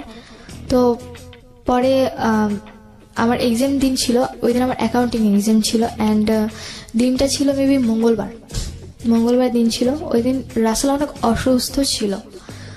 আমার ঠিক এরকম একটা ঘটনার পরপরই অসুস্থ ছিল, তো আমার চিন্তা ছিল যে ও তো মেসে থাকে আর ওরকম ঠিকভাবে খাওয়া দাওয়া করতে পারে না, তো আমি আমাকে টিফিনের জন্য বা আমাকে যাওয়া আসা যাতায়াতের জন্য যে টাকাটা দেয় ওটা দিয়ে আমি হয়তো ওর জন্য ভালো কিছু কিনে ওকে দিয়ে আসি। একটু থামাচ্ছি, এত বড় একটা ভয়ানক মানে দুর্ঘটনা ঘটালো রাসেল, যেটা তোমার মাকে জানানোর কথা ছিল না, জানানোর পরে তোমার মা এসে তোমাকে টর্চারটা করলো, যেখানে তুমি রাসেলকে বলেই দিয়েছো যে তোমার এই বিষয়গুলো নিয়ে যেন কোনোভাবেই বিষয় তো না, মানে তোমার তো দূরের কথা, সে তোমার মার সাথে যেন যোগাযোগ না করে, সেখানে তোমার এরকম একটা সেন্সিটিভ বিষয় রাসেল তোমার মাকে জানিয়ে দিয়েছে, তারপরে তুমি রাসেলের সঙ্গে এতটা ভালোবাসা কেন দেখাতে যাচ্ছ? ভালোবাসা বলতে যে তখন আমার মাথায় এটা ছিল না যেটা ওকে কি করবে, আমার জাস্ট একটাই চিন্তা ছিল যে তার উপর আমি ওর উপর রেগে গিয়েছিলাম, কিন্তু ও এর মধ্যে অসুস্থ হয়ে পড়ে। সামহাও তুমি ওর প্রতি উইক ছিলা এবং তুমি এটা করেছো, এটা ভুল ছিল না শুদ্ধ ছিল সেটা আপনারাই জাজ করবেন। আমার জায়গা থেকে তো মারাত্মক ভুল, যে কারণে সিক্রেটস, কিন্তু ও এটা করেছে। হ্যাঁ বলুন। তারপর আমি ওই দিন এক্সাম দিতে যাই, আমার অ্যাকাউন্টিং এক্সাম।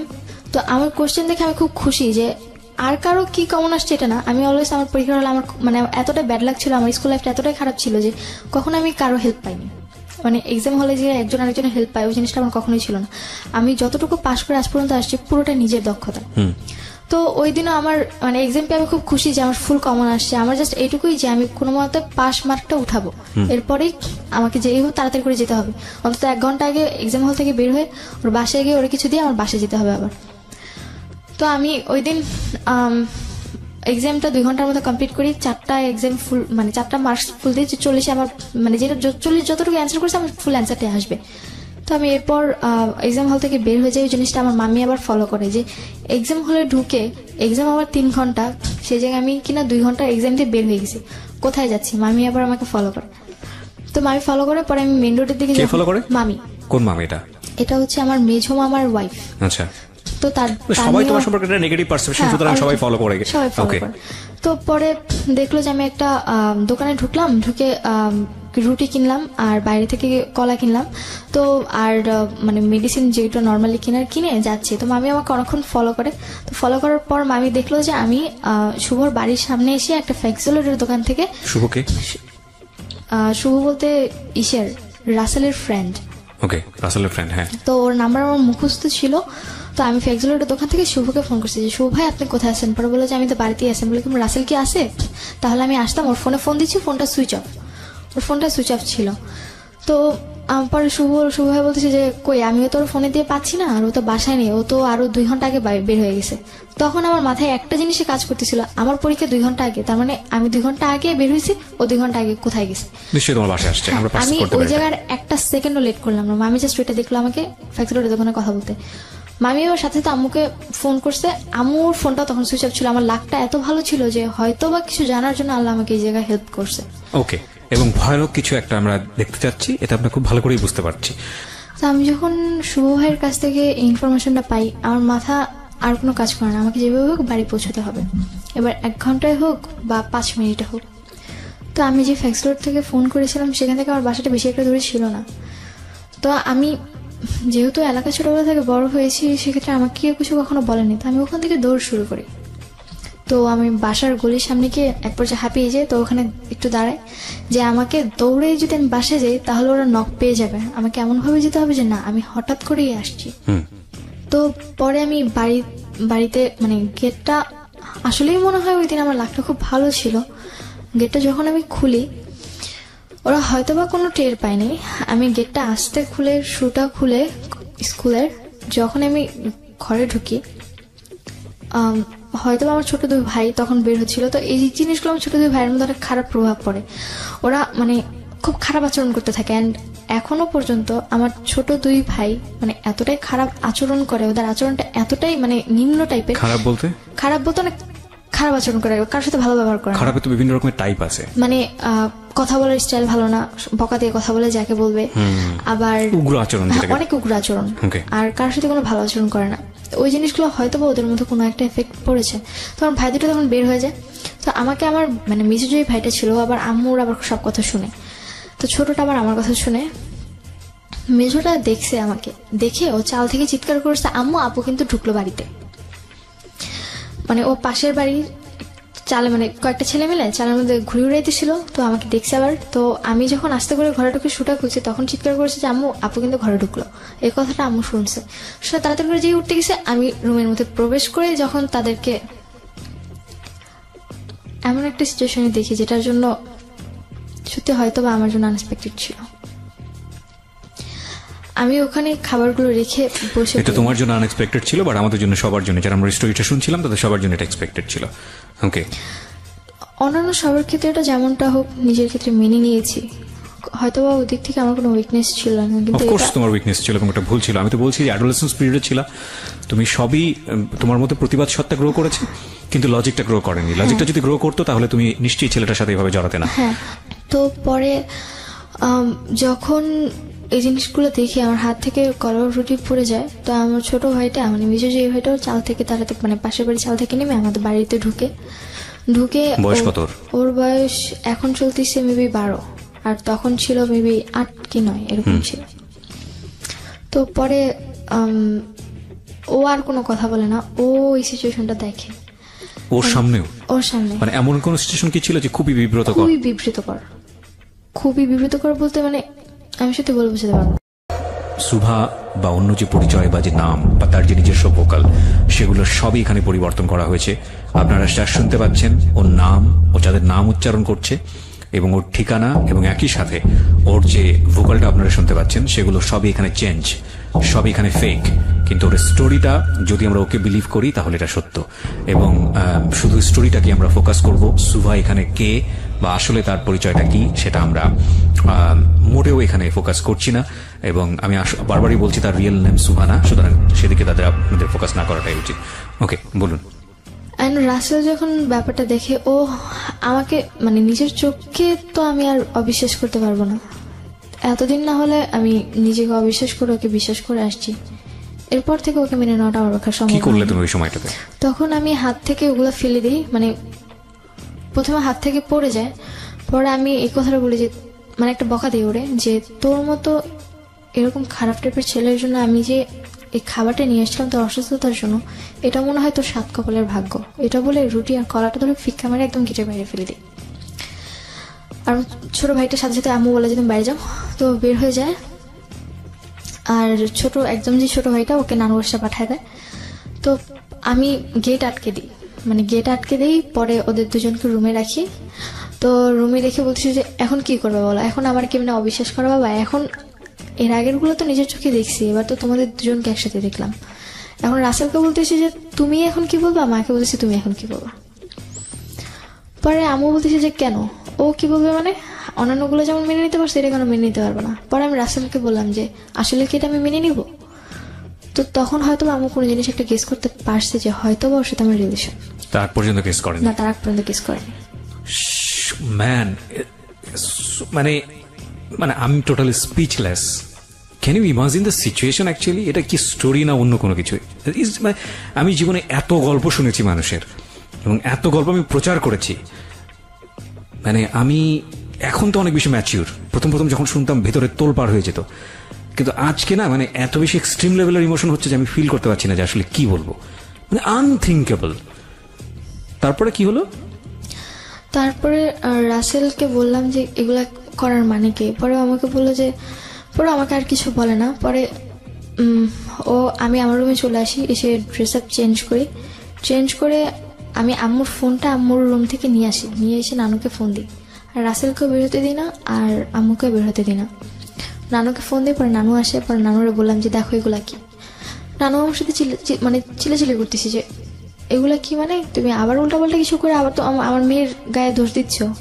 তখন তো আমার আর কোনো সেন্স নেই। তখন আমি মানে লাঠি নিয়ে লাহুর যেটাকে বলে, মানে ওই যে আটা টাটা করে, ওইটা নিয়ে রাসেল প্লাস আম্মু দুজনকে মারতে শুরু করি, যে আমার সেন্সে আর কিছু নেই। নানুর সামনে নানু আটকাতে পারছিল না। পরে নানুর গায়ে লেগে যায়। দেন আমি স্টপ হয়ে যাই, যেহেতু নানুর গায়ে লেগে গেছে এরপর তো আমার আর কিছু বলার নেই। দেন আমি বললাম যে এখন আমি কি করবো বলো। নানুকে বলতেছি, ওরা বলতেছি যে তুই মরেই যা, তোর মতো মেয়ে থাকার চেয়ে, তোর মতো নাতনি পরিচয় দেওয়ার চেয়ে না দেওয়া আমার অনেক ভালো। কি বলবেন, কাকে সুস্থ বলবেন, কাকে অসুস্থ বলবেন? তারপর রাসেল আর কিছু না বলে বের হয়ে যায়। পরে এরপর থেকে রাসেল আমার প্রতি উইকনেসটা দেখানো শুরু করে যে না, ও আসলে আমার প্রতি উইক। তো এই জিনিসটা আমার পক্ষে ওর প্রতি আর উইকনেস মানে উইক হওয়ার কোনোভাবেই সম্ভব না।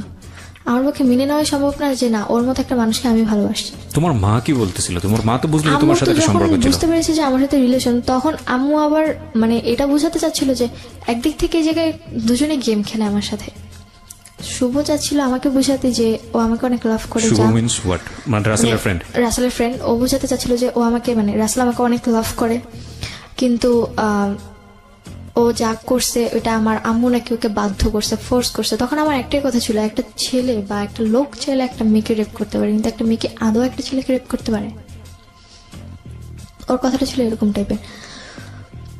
পরে যখন রাসেল এই জিনিসগুলো বারবার করতে থাকে, আমার পক্ষে মানে ওর ডিপ্রেশনগুলো নেওয়া সম্ভব হচ্ছিল না। প্লাস বাড়িতে আম্মু বারবার চাপ দিচ্ছিল যে যখন নানুরা সবাই জেনে গেছে, এই ফার্স্ট টাইম আম্মুর মানে নানুদের সামনে এই জিনিসটা আসলো, তাও শুধুমাত্র নানুর সামনে। তাও নানু বিশ্বাস না করতে করতেও করেছিল লাস্ট অব্দি, কিছুটা হলেও তখন একটু শান্তি যে না আদৌ একটু হলেও করেছে, আমাকে বিশ্বাস যে আমি সবটা মিথ্যে বলছি না। তো পরে যখন আম্মু শুরু করলো যে আমাকে রাসেলের সাথে বিয়ে দিবে, কিন্তু আমার এক পর্যায়ে যে আমার পক্ষে ওকে বিয়ে করা সম্ভব না। ঘেন্না লাগতেছে, মানে টু বি অনেস্ট এটাই মুখ থেকে বের হচ্ছিল আমার, যে কাকে ঘেন্নাটা করবো। আমি সরি টু সে তোমাকে আমার ভালো লাগছে না। কারণ লাগছে না, কারণটা আমি বলি যে উইকনেসের তো একটা লেভেল থাকে। তুমি ডেফিনেটলি আজকে যা বলতে আসছো এখানে সবকিছু স্বীকার করবা, এবং তুমি এইরকম একটা কিছু দেখার পরেও রাসেলের প্রতি তুমি যদি বিন্দুমাত্র সিম্প্যাথি দেখাও, তাহলে আমি মনে করবো যে না, তোমার কিছু না কিছু প্রবলেম আছে। তুমি সেটা দেখাইছো, ডেফিনেটলি তুমি দেখাইছো। মানে এত ন্যাস্টি হয় কিভাবে একটা মানুষের স্টোরি? তারপর যখন আম্মু বিয়ে দেওয়ার জন্য প্রেশার দিচ্ছে, তো আমার পক্ষে কোনোভাবে করা সম্ভব না। আর আমি কি করে একটা মানুষকে বিয়ে করবো যার সাথে কিনা আমার মায়ের অলরেডি সম্পর্ক হয়ে গেছে? তুমি দেখছো? আমার নিজের চোখে দেখা, নিজেকে অবিশ্বাস কি করে করবো আমি? তো পরে মানে তারপরে থেকে লাইফে মানে এত পরিমাণে ডিপ্রেশন আসতে শুরু করলো, আমি আমার মোবাইল ভেঙে ফেলতাম, হাত কাটতাম, তারপর মাঝে মাঝে চেষ্টা করেছি ব্লেড নিয়ে হাত না কেটে নিজের গলায় দিয়ে দিই। একটা জিনিস খেয়াল রাখবেন প্রিয় শ্রোতা, আমরা সিচুয়েশনটাকে ডিনাই করতে পারি না। আমরা হয়তো ওকে হেট করব, আমরা হয়তো এটা শোনার পরে আমাদের গা ঘিন ঘিন করবে, বাট সিচুয়েশন ইজ সিচুয়েশন, এবং এটা কারো ধার ধারে না। যার জীবনে ঘটেছে সেই জানে। কোনোভাবেই ওকে সাপোর্ট করার কোনো সুযোগ নেই। কিন্তু বয়সটা খেয়াল করে দেখুন, তখন তুমি কিসের, যখন এই ঘটনাটা ঘটে তখন আমি 10-এর এন্ডে আছো, মানে 7 কি সরি সেপ্টেম্বরে কি অগাস্টে, ওকে, ক্লাস 10-এর সময়টাতে, বয়স খুব বেশি হলে 15, 15.5 বা 16 দিকে যাচ্ছে। ওই সময়টাতে একটা মানুষের জীবনের প্রথম ভালোবাসা, আমি বলবো এটা প্রথম লাভই বলবো, ফার্স্ট যেটা হয়েছে ওটা কোনো লাভ ছিল না, এবং ও কতটা ইমোশনালি অ্যাটাচ ছিল, সন্দেহ ছিল তীব্রভাবে অবশ্যই, কিন্তু ইমোশনালি অ্যাটাচ থাকে। এই সময়ে একটা মানুষ লজিক্যালি অনেক বেশি ব্লাইন্ড হয়। একটা কথা আছে, লাভ ইজ ব্লাইন্ড। সেই সময়ে ওর লাইফে দুইটা ঘটনা, একটা হচ্ছে পৃথিবীর জঘন্যতম ঘৃণ্যতম একটা ঘটনা, এবং সেই ঘটনাটা যাকে সে সবচেয়ে বেশি লাভ করে তার সঙ্গে। এখন এইটার ওর ব্যালেন্স করা ওর বয়সের জায়গাটা থেকে ইজ রিয়েলি ডিফিকাল্ট। এই জিনিসগুলো যেন একটু চিন্তা করি। হ্যাঁ প্লিজ বলুন। তারপর রাসেলের বাবা আসছে, ওর ভাইরা আসছে, ওর কিসের জন্য আসছে? বিয়ের জন্য। আম্মু ওদেরকে ডাকা আনছে। তো পরে রাসেলের বাবা যখন আমার বাসায় আসছে, আম্মু বলতেছে তুমি রেডি হও, তোমাকে দেখতে আসবে আজকে। পরে বললাম তুমি জানতে না বিষয়টা? না আমি জানতাম না। পরে আমাকে বলতেছে কে দেখতে আসবে? পরে বললো যে রাসেলের বাবা আসছে। পরে আমি নর্মালি বাসায় যেরকম থাকি সেম ওইভাবেই ছিলাম। আমার পক্ষে এই ঘটনা ঘটার কতদিন পরের ঘটনা এটা? এটা হওয়ার 1 সপ্তাহ কি মানে 8-9 দিন পর। তোমার মার সাথে যখন এই ধরনের একটা ঘটনা তুমি দেখলা, তোমার মার মধ্যে কোনো অভিব্যক্তি ছিল রাসেলকে নিয়ে, রাসেলকে ঘৃণা করা বা ওকে? না না না, এরকম কিছু না। আম্মু উল্টো ওর সাথে কথা বলছে, কি বললাম, ওরা দুজন একসাথে আমাকে গেম, মানে আমার সাথে গেম খেলছে। আম্মু তখন আমাকে এটা বোঝাতে চাচ্ছে যে আম্মু তখন জানছে যে রাসেলকে আমি ভালোবাসি। তারপর ওর বাবার কথাগুলো খুব ন্যারো মাইন্ডেড ছিল, বলতেছিল যে আমি আপনার মেয়েকে দেখে নিচ্ছি না, আমি আপনাকে দেখে আপনার মেয়েকে নিচ্ছি। তো তখন আমি তার বাবাকে, তোমার মুখ কি খুব কনভিন্সিং ছিল, মানে মানুষকে খুব সহজে কনভিন্স করে, ইজিলি কনভিন্স করে, মানে এই জিনিসটা মনে হয় একটা মানুষের পাওয়ার থাকে যেরকম ওইরকম টাইপের। উনি যদি কারোর সাথে কথা বলে, আমি সুন্দর করে কনভিন্স করে ফেলতে পারি, এত সুন্দর করে কথা বলে যে মানে এখন চোখের সামনে যদি কোনো ঘটনা দেখে, ওর কথা শুনলে মনে করবে যে ওই ঠিক বলছে, যেটা দেখছে ওটা ভুল, মানে নিজে ভুল। এরকম অনেক পার্সোনালিটি আছে, এটা অস্বীকার করার কোনো উপায় নেই। এই কারণে আমার লাইফে আরো সবচেয়ে বেশি প্রবলেম যে আমি কাউকে কোনো বিশ্বাসই করতে পারছিলাম না এমন ভাবে। আর কান্না জিনিসটা আমার এমন একটা জিনিস যে সে কান্না করলে তার চোখের পানি দেখলে জেগেও গলে যাবে, এরকম একটা সামহাউ তার এই কনভিন্সিং পাওয়ারটা আছে। তো রাসেলের বাবা যে কথাটা বললো, তারপর আমি রাসেলের বাবাকে ডিরেক্টলি কোশ্চেন করলাম যে আপনার ছেলের সাথে যদি আমার বিয়ে হয়, সাপোজ, তখন আপনার ছেলের সাথে কি আমার মা সংসার করবে যে আপনি আমার মাকে দেখে আমাকে নিচ্ছেন? এই ধরনের কথা কি তুমি সরাসরি বলে দিয়েছি? আমরা একটা বিরতি নেব প্রিয় শ্রোতা, ছোট্ট একটা বিরতি। যদিও সে অনেক বড় একটা ভয়ানক রকমের বেয়াদবি করেছে এখানে, কিন্তু কোশ্চেনটা অনেক বেশি বোল্ড, এবং বোল্ড এই কারণে ও যেটা বলেছে সেটা ও সঠিক বলেছে, এবং সঠিক বলেছে এই কারণে যে আসল সিচুয়েশনটা তো আসলে তাই। বিয়ে যাকে করছে তাকেই তো দেখা উচিত, তার মাকে কেন দেখবে বা তার পরিবারের অন্য বিষয়কে কেন দেখবে? হ্যাঁ, দেখবে অবশ্যই, কারণ সে যে সেই পরিবারে বড় হয়েছে সেটা অবশ্যই তাদের জন্য প্রয়োজন। কিন্তু যদি কোশ্চেনটা এরকম হয়ে যায় যে না মেয়ে ফ্যাক্ট না, ফ্যাক্ট হচ্ছে মেয়ের মা, তাহলে কোশ্চেনটা অবশ্যই লজিক্যাল। ওকে, বলুন। তারপর যখন আমি রাসেলের বাবার সাথে এই বেয়াদবিটা করলাম, ওর বাবা আমার উপর খুব রেগে যায়। তো পরে আমি এই ব্যাপারটা নিয়ে রাসেলের ফ্রেন্ড শুভর সাথে একটু কথা বলি যে ভাই এগুলো কি হচ্ছে, আপনি বলেন এগুলো কি মেনে নেওয়া সম্ভব। যখন শুভ এই ব্যাপারটা জানতে পারে, আমার মায়ের ব্যাপারটা, রাসেলের ব্যাপারটা, তখন সে আমার বলে যে আসলে শুভা তোমাকে থাপ্পড় মারা উচিত। পরে আমি বললাম যে কেন ভাইয়া? বলে কি তোমাকে আমি এর আগে কয়েকবার থিংস দিছি। পরে আমি বলছি আপনি আমাকে কেমন থিংস দিছেন যেটা আমি কিনা বুঝতেই পারলাম না। তো তখন যখন আমি এই কথাগুলো তাকে বললাম, সে আমার বলতেছে যে শোনো, আসলে ওদের ফুল ফ্যামিলিটাই এরকম। আজকে যদি তোমার সাথে রাসেলের বিয়েও হয়, দেখবে 2 দিন পর ওর বড় ভাই তোমার সাথে খারাপ আচরণ করা শুরু করছে। তারপর মানে আমার তো অলরেডি রাসেলের প্রতি একটা ঘৃণা চলেই আসছে, তার মধ্যে ওর ফ্যামিলি ব্যাকগ্রাউন্ড সম্পর্কে যখন আমি আস্তে আস্তে ওর ফ্রেন্ড শুভর কাছ থেকে জানতে পারলাম, তখন তো আমার পক্ষে কোনোভাবেই আর কোনো কিছু মেনে নেওয়া সম্ভব না।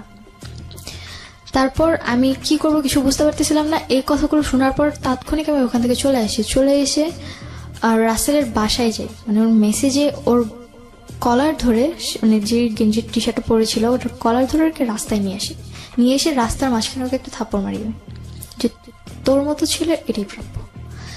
ওইটা বলে বাসায় এসে সহ্য করতে পারি না আসলে, যে আমি যাকে এতটা বেশি লাভ করি তার ব্যাপারে আমি এমন কিছু জানলাম যেটা কিনা আমি এতদিনে জানতে পারলাম না। এত বড় ভুলটা আমি কেমনে করলাম? মানে তখন নিজের প্রতি এতটা বেশি ঘৃণা হচ্ছিল, আর মানে তখন মনে হচ্ছিল যে দুনিয়ার কাউরে আর ঘৃণা করার দরকার না, আমার নিজেই এনাফ, আমার নিজের জন্য। তারপর কি করবো কিছু বুঝতে পারতেছিলাম না, মাথা পুরোপুরি খারাপ হয়ে গেছিল, মোবাইল ভেঙে ফেলছি, প্লাস ঘরের মধ্যে মানে কিচ্ছু বুঝতে পারতেছিলাম না আসলে আমি করবোটাই। তখন কোনো কিছু হাতে না পেয়ে পেলাম ব্লেড। হাতে ব্লেড পেয়ে আমার আর কোনো চিন্তা নেই। আমি আবার যে কোচিং এ পড়তাম ওই স্যার আবার মাঝে মধ্যে আমাদেরকে মানে সচেতন করার জন্য অনেক কথা বলতো। উনি একবার বলেছিল যে সুইসাইড করার জন্য অনেকে আছে যে মানে পানিতে ঝাঁপ দেয় বা কলাই দড়ি দেয়। আসলে এর চেয়ে সহজ উপায় হচ্ছে যে যদি কেউ হাতের শিরা কেটে দেয়, হ্যাঁ, যদি শিরা কেটে দেয় তাহলে 10 মিনিট সর্বোচ্চ, তাহলে এই 10 মিনিটের মধ্যে সে মারা যাবে, এটা কনফার্ম। তো এইসব ভুল যেন আমরা ভুলেও না করি, মানে এটা জাস্ট আমাদেরকে সচেতন করার জন্য করেছে। কিন্তু সচেতন করার জন্য বলে সে টেকনিক বলে দিয়েছে। টেকনিক বলতে এখন আমার কাছে ওটাই, এখন আমার মাথায় অনেক সময় ব্যাপারটা এরকমই, আসলে কেউ হয়তো সচেতন করার জন্য বলছে, কেউ হয়তো এটাকে নেগেটিভলি ব্যবহার করছে। তো তুমি ওটাকে কি করলা? আমি নেগেটিভলি নিয়েছি। আমি হাত কেটে ফেলি, এন্ড হাত কাটার পর আমার আর কোনো সেন্স নেই, মানে শিরা কেটে ফেলি। হ্যাঁ, হাতে শিরা কেটে ফেলি। এন্ড আমি ওটা কেটে মানে আমি আবার মানে হাত কেটে আমি আবার আম্মুর রুমে গেছি। আমি এটা কেটেছিলাম আমার রুমে, তখন আমার রুমটা খালি ছিল। আমি আম্মুর রুমে তো কাটতে দিবে না, আর স্বাভাবিক মরলে তো দোষ হবেই তাদের ঘাড়ে, এর জন্য আমি আমার রুমে গিয়ে হাত কেটে দিছি।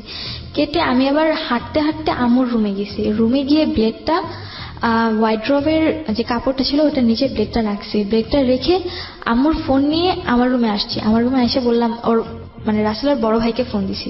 ফোন দিয়ে বললাম যে আপনাদের মতো নোংরা পরিবারে যাওয়ার চেয়ে আমার মরে যাওয়া অনেক ভালো। আজকের পর থেকে আপনারা কোনোদিন শুভাকে আর পাবেন না, দয়া করে আমাকে আর কোনোদিন জ্বালাবেন না। তারা মনে করছে হয়তো আমি কোথাও চলে যাচ্ছি, অলরেডি তো আমি রাসেলকে মেরেই আসছি। তো এরপর আমার হাত থেকে ফোনটা পড়ে গেছে, আমি সেন্সলেস। তারপর আমার আর কোনো সেন্স নেই। তারপর যখন আমার 4 ঘন্টা পর যখন সেন্স ফিরে, তখন আমি হসপিটালে, এন্ড আমার হাতে ব্যান্ডেজ করা। পরে আম্মুর মুখ থেকে যেটা শুনলাম যে আমার হেঁটে যে আমি আম্মুর রুমে গেছি আবার আমার রুমে আসছি, তখন রক্তগুলো নাকি নিচে পড়েছিল, যেটা কিনা আম্মু দেখতে দেখতে আমার রুমে আসছে। এসে দেখে যে আমি পড়ে আছি, মনে করেছে শুয়েছিলাম, কিন্তু রক্ত দেখে সে আর ঠিক থাকতে পারেনি। হয়তো বা আমার রক্ত তার মধ্যে কোনোটা যদিও চেঞ্জিং আনে। তো সে আমার রুমে এসে যখন আমার হাতটা কাটা দেখে হাতের মধ্যে তাড়াতাড়ি করে কাপড় প্যাঁচায়। তারপর রাসেলকে ফোন দেয়, রাসেল আর আম্মু আর আমার নানুকে ফোন দেয়। 3 জন মিলে আমাকে হসপিটালে নিয়ে এসে আমার হাতে সেলাই করে প্লাস হাতটা ঠিক করে। কোন হসপিটাল এটা? আলসামি। এই হসপিটাল সাধারণত এগুলো নেওয়ার কথা না, কেস নেওয়ার কথা। হ্যাঁ, কেস নেওয়ার কথা। এই জায়গায় আরো একটা কথা হচ্ছে যে কেন কেস নেয়নি, আমার খালামণি এখানে জব করে। সামহাউ সে ম্যানেজ করেছে। সামহাউ বলতে আমাকে যে নিয়ে আসছে, পিছনের একটা গেট আছে, ওই গেট দিয়ে আমাকে নিয়ে এসে একেবারে 4 তলায় নিয়ে গেছে, যেখানে অপারেশন থিয়েটার। 4 তলায় নিয়ে গিয়ে অপারেশন থিয়েটারে জাস্ট ওনার যে পরিচিত ডক্টরটা আছে, মানে মানে উনি হসপিটালে জব করে, আবার ওই ডক্টরের বাসায় জব করে, তো কাজ করে, যার কারণে ওনাকে ডেকে এনে আমার হাতটা কোনোভাবে ওয়াশ টাশ করে ঠিক করছে, মানে শিলি দিছে। তারপর এই ব্যাপারটা হসপিটালের কেউ তেমন ভাবে জানতো না, কারণ যেহেতু আমাকে আস্তে করে নিয়ে আসছে, আর আমাকে কোলে করে উপর অব্দি তুলছে পুরোটাই রাসেল। তারপর যখন বাসায় নিয়ে আসি, আমার একটাই কথা ছিল, যদি রাসেল আমার সামনেও আসে, আমি হাতে শিলি তো খুলবই, প্লাস নিজেকে আবার ওই জায়গায়, মানে আবার ব্লেড দিয়ে আমি নিজেকে নিজে শেষ করে দেবো। এরপর বাঁচানোর আর কোনো স্কোপ থাকবে না। এবার তো দরজা খোলা ছিল, এরপর আবার দরজা না, দরজা আটকে করবো, যাতে কেউ খুলতেও না পারে। আমার কথাটা এরকম ছিল তাদের কাছে।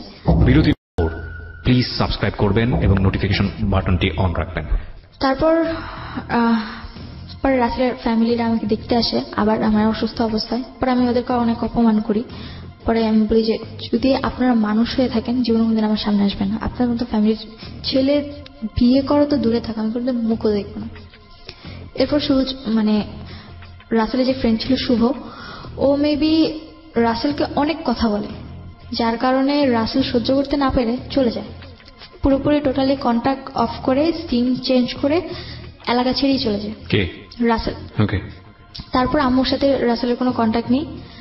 আম্মু তো পুরো দিশেহারা, রাসেলের কোনো খোঁজ পাচ্ছে না। প্লাস এখন আরো আমাকে ইমোশনালি বোঝানোর চেষ্টা করছে যে না, আসলে আম্মু আমার প্রতি অনেকটা কনসিভ, মানে সে বুঝাতে চাচ্ছে যে না, সে আমার জন্য রাসেলকে খুঁজছে। তখন আমি বললাম যে আমার জন্য রাসেলকে খুঁজে কোনো লাভ নেই। রাসেলকে তুমি যদি এখন মানে রাজা সেজে আমার সামনে দাও, আমি কিন্তু তাকে কখনো আর একসেপ্ট করতে পারবো না, কারণ আমার পক্ষে এটা সম্ভব না। পরে আম্মু ওই জিনিসগুলো হয়তো বুঝতে পারছে, পরে আম্মু আর এই জিনিসগুলো ট্রাই করেও নি। পরবর্তীতে বিয়ের জন্য পরে রাসেলের ফ্যামিলি চলে গেছে। আমাদের রাসেলের ফুল প্রুভলি টোটালি রাসেলের সাথে কন্ট্যাক্ট অফ, মানে আমাদের ফুল ফ্যামিলি। এর মধ্যে হাত কাটা নিয়ে বাবার কাছে খবর গেল যে রাসেলের সাথে নাকি আমি ছিলাম, যেটা কিনা মিস ইনফরমেশন। আমি বুঝতে পেরেছি। তারপর তোমার বাবা কি করলো?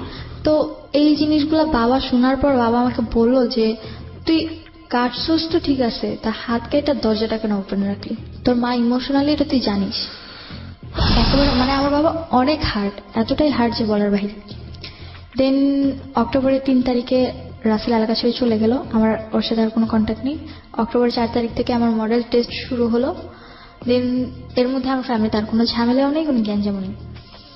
তারপরে আসলো আমার এসএসসি পরীক্ষা শেষ ফেব্রুয়ারিতে এসএসসি পরীক্ষা শেষ। তারপর মার্চ মাসে, তখন এর মধ্যে আম্মু আমার সাথে খুবই ভালো আচরণ করছে, যেটা কিনা আমি তার কাছ থেকে আশা করিনি। কিন্তু বাবার সাথে আমার কোনো কন্ট্যাক্ট নেই।